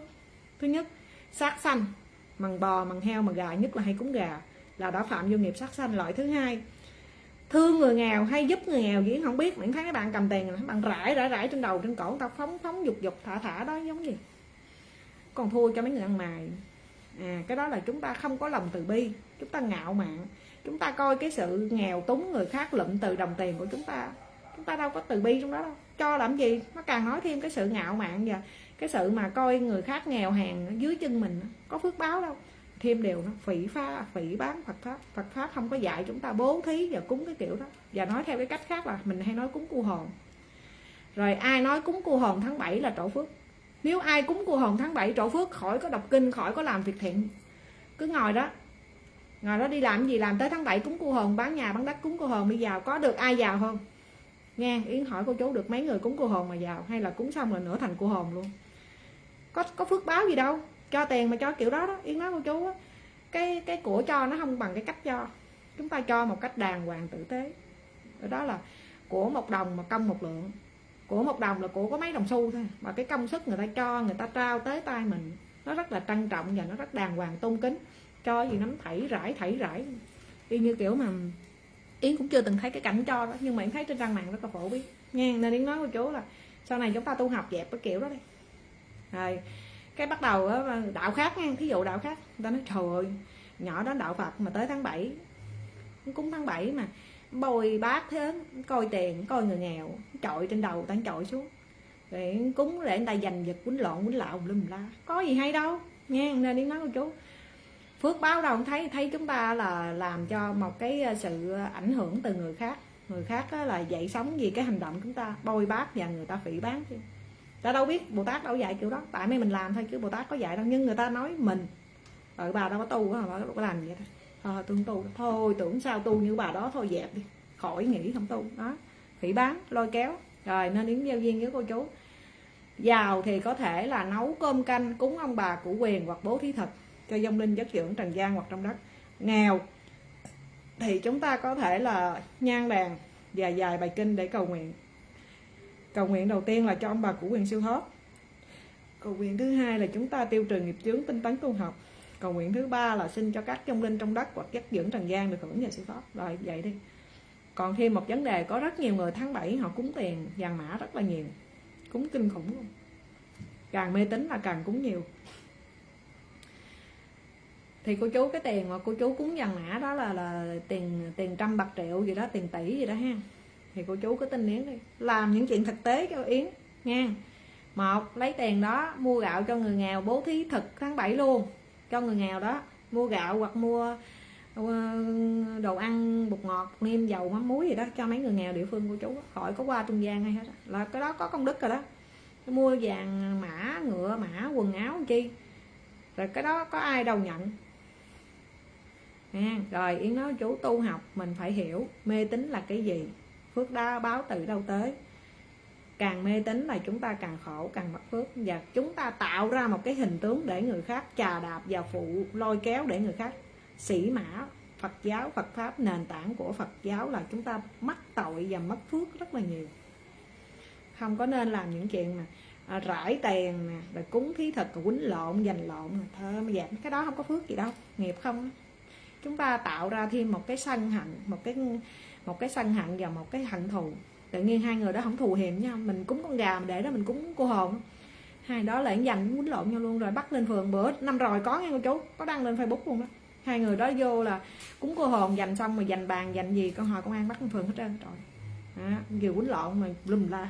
Đó là ai? Là mình cúng cái bữa đó là khiến người ta tạo nghiệp. Dù nhà nước công an không phạt mình, phạt hai người quýnh lộn giành con gà đó, nhưng mà nghiệp đó từ mình nha. Rồi mốt nè, tới con mình ra đường, chuyện của thiên hạ tự nhiên vô là bị người ta quýnh, hoặc là chuyện của người ta nhảy vô cái bị dính pháp lực luôn. Cái lúc đó mình kêu trời không thấu, kêu đất không hay. Nó cũng là một cái nhân quả của chính mình hình thành ra một cái quả báo như vậy. Nên Yến nói cô chú, nhiều người nghĩ rất là lệch lạc và rất là cổ hủ, mê tín cực kỳ về những cái tập tục gì đó tùm lum tùm la ha. Rồi nên Yến giao duyên với cô chú á, từ hồi xưa tới giờ Yến biết ngồi xuống tu học mười mấy năm của Yến, rằm tháng 7 Yến cũng rất là đơn giản. Yến ra chợ Yến mua đồ chay mà Yến còn biết là khi mà mua về nhiều Yến cúng ăn không có hết, bỏ sao tội. Con mua ha, ở quê Yến á, người ta vô một bịch bánh canh chua chay á 10.000, lần bịch chắc cỡ như đây nước nè, cỡ nửa lít nước chứ chưa tới lít nước, với rau hẹ, giá với rau muống. Có người nấu bằng lá giang, có người nấu bằng me, lần bịch vậy 10.000 đúng không? Với tàu hũ người ta chiên á 2 miếng 10.000. Cái miếng thường mà về mình đổ ra là được một chén đó cô chú. Đầu chai ta xào sẵn là cái miếng vậy là 10.000 chén, thí dụ vậy. Còn canh chua thì nó rẻ hơn là được một tô, tô bụm như nè. Thì hồi xưa Yến còn khó khăn á, thì Yến mua chỉ có 3-4 món thôi, món canh chua với món kho với món chiên, với Yến về nấu cơm lên Yến để Yến cúng. Yến cúng trên bàn thờ Phật, Yến cúng trên bàn thờ Cụ Quyền, và Yến cúng ở trong sân nhà Yến. Trên bàn thờ Phật thì Yến cũng xin con họ tên, xin 10 phương chư Phật hôm nay con cúng dường, chúc lòng thành của con, xin cho con là chân chính tu học, tiêu trừ nghiệp chướng và có cơ hội là dẫn dắt bá tánh tu học hết. Rồi Yến cúng Cụ Quyền, con xin ông bà Cụ Quyền cho con là hôm nay rằm tháng 7 con xin là có chúc lòng thành cúng ông bà, nguyện ông bà về chùa núi tu học siêu thoát và về là chứng kiến cho con. Tức nghĩa là mình vẫn xin Cụ Quyền về dùng, nhưng mà dùng xong thì về chùa núi siêu thoát, chứ không có xin là lưu dẫn ở trần gian để họ khổ. Rồi Yến cúng trong cái mâm đất của Yến á, thì Yến hay xin ông bà dắt dưỡng vong linh ở trong đất về đây ăn bữa cơm chay và cũng về chùa núi tu học siêu thoát hết. Rồi bắt đầu sau này từ từ lên là Yến cúng là tăng tốc hơn. Thí dụ Yến đỡ hơn chút, tính làm có tiền rồi đó thì Yến bắt đầu mua được trái cây thêm, rồi mua bông thêm. Bắt đầu sau này từ cái Yến mua được 5-6 món là vậy. Chứ con nói, nhưng mà cũng không bao giờ mà cúng xong mà Yến cúng quá nhiều rồi Yến đi đổ. Tại vì thực sự là mình cúng là cúng để kiến thôi, cúng là để ở trên chứng kiến thôi, chứ đâu phải ăn đâu. Đâu phải cô chú để chén cơm hiện hồi lợi nhìn mất tiêu, cơm đồ ăn mất hết, cái đó mới là người ăn thiệt, đúng không? Còn chúng ta cúng về thế giới tâm linh vô vi là chủ yếu là cái lòng thành, cúng cho bề trên vô vi về chứng kiến, chứ không phải là cúng cho mấy ký, cúng cho thiệt là nhiều. Nên là có nhiều người họ nghèo tới những cái lúc mà họ cúng họ cực kỳ khó khăn. Yến cũng vậy, nhà Yến thờ 9 tới 10 mấy chỗ cúng, tới lúc mà tới 15 rằm Yến mua, Yến không có tiền mua bông trái cây hồi đó đâu, mua cả vấn đề luôn. Giờ thì hết rồi, không chút không thôi. Rồi nên Yến nói cô chú là nghèo quá không có cần chạy nợ để cúng nha, mắc công mắc nợ. Rồi nghèo quá thì chúng ta quét dọn bàn thờ sạch sẽ, nhang đèn rồi lên cúng, đọc kinh là chủ yếu. Rồi tiếp theo khá giả, chúng ta cũng có thể là mua các đồ chay, vật phẩm chay, bông hoa, trà quả lên cúng, nhưng cũng đừng có xa xỉ quá, ăn không hết đổ bỏ cũng là lãng phí. Rồi cô chú nhớ vậy thôi nha. Rồi chúng ta dẹp về cái vấn đề mà cúng giật cụ hồn luôn nha, bỏ vụ mà cúng giật cụ hồn luôn, nó mất cái nhân văn, cái nét đẹp truyền thống của người tu học đó nha. Còn ai mà còn cúng cụ hồn thực chất ra là cũng không có phước báo gì đâu, Yến nói cô chú vậy đó nha. Chị đó hỏi cúng cụ hồn, cúng tháng 7 gì đó chọn ngày nào, thì Yến là tùy duyên cô chú thôi. Có người thì người ta cúng 14, 15, mùng 9, trong mấy ngày chay cô chú muốn chọn ngày nào đó chọn. Chúng ta đừng có khó khăn quá. Khó khăn quá là như thế nào? Thí dụ như là chúng ta làm công ty xí nghiệp, chúng ta rảnh đúng ngày 15 âm lịch thì chúng ta cúng ngày đó. Chúng ta rảnh được ngày mùng 1 thì chúng ta cúng ngày mùng 1. Chúng ta rảnh ngày mùng mấy thì chúng ta, nhưng mà nếu chúng ta cúng vô 10 ngày trường chay thì chắc là nó thuận hơn, nó tốt hơn. Nhưng thật chất ra đừng có ép buộc chúng ta quá, vì tu học và đọc kinh giữ giới, nhất là chúng ta đọc kinh giữ giới làm phước có cơ hội là làm. Còn vô từ ngày mùng 1 cho tới ngày trong tháng 7 cô chú hãy lựa 10 ngày chay đó, cô chú cúng đi. Ai rảnh thì cũng sớm, không rảnh cũng trễ bình thường đó. Yến cũng không có giờ cố định nào luôn. Có những năm đó là đầu vô tháng 7 là Yến chặt vặt, Yến chạy đi cho từ thiện nè. Không phải bây giờ Yến biết trên mạng cô chú biết Yến mới làm đâu. Yến cho từ thiện 10 mấy năm của Yến rồi, chứ không phải là mới đây. Rồi xong đó là có nhiều khi là nó hút qua luôn tới 15, 16 Yến mới cúng đó. Nên con cũng không có ngày cố định luôn. Rồi nên Yến nói tùy duyên, không nên ràng buộc và bó buộc. Chị cúng nhà em chỉ có bàn thờ thổ công thôi, thì tùy duyên là chị, đó là Yến nói theo cái kiểu mà mình cúng theo cái ổn là mình vừa cúng cho Phật, cúng cho Cụ Quyền, cúng cho đất đai. Còn cúng thổ công thì chị thờ gì chị giái cái đó nha, không có miễn cưỡng. Rồi con xuống like nha chú, chúc cô chú tinh tấn tu học gia đạo bình an, cầu gì được đó hết nha. Cúng cho cô hồn Rồi chú ghê quá nè. Chúc cô chú tinh tấn tu học, cầu gì được đó hết nha, gia đạo bình an. Rồi cô chú muốn coi lại like này thì Tấn sẽ tải lại đăng qua YouTube coi lại ha. Còn Facebook thì giờ hên xui hồi có hay không lum la hết hên xui. Còn YouTube thì chắc là coi được ha. Cô chú muốn coi tính tải lại cô chú qua coi lại nha. Rồi chào chú hết nha. Tu học không mê tín không tôn sùng nha, không có bị tu phước ít mà muốn ra hành pháp rồi không giữ giới quan gia khảo của chú nha. Chào chú hết nha. Chúc cô chú YouTube ngủ ngon nha. Rồi chào cô chú Facebook, chúc cô chú Facebook ngủ ngon hết nha. Cầu gì được đó hết nha cô chú.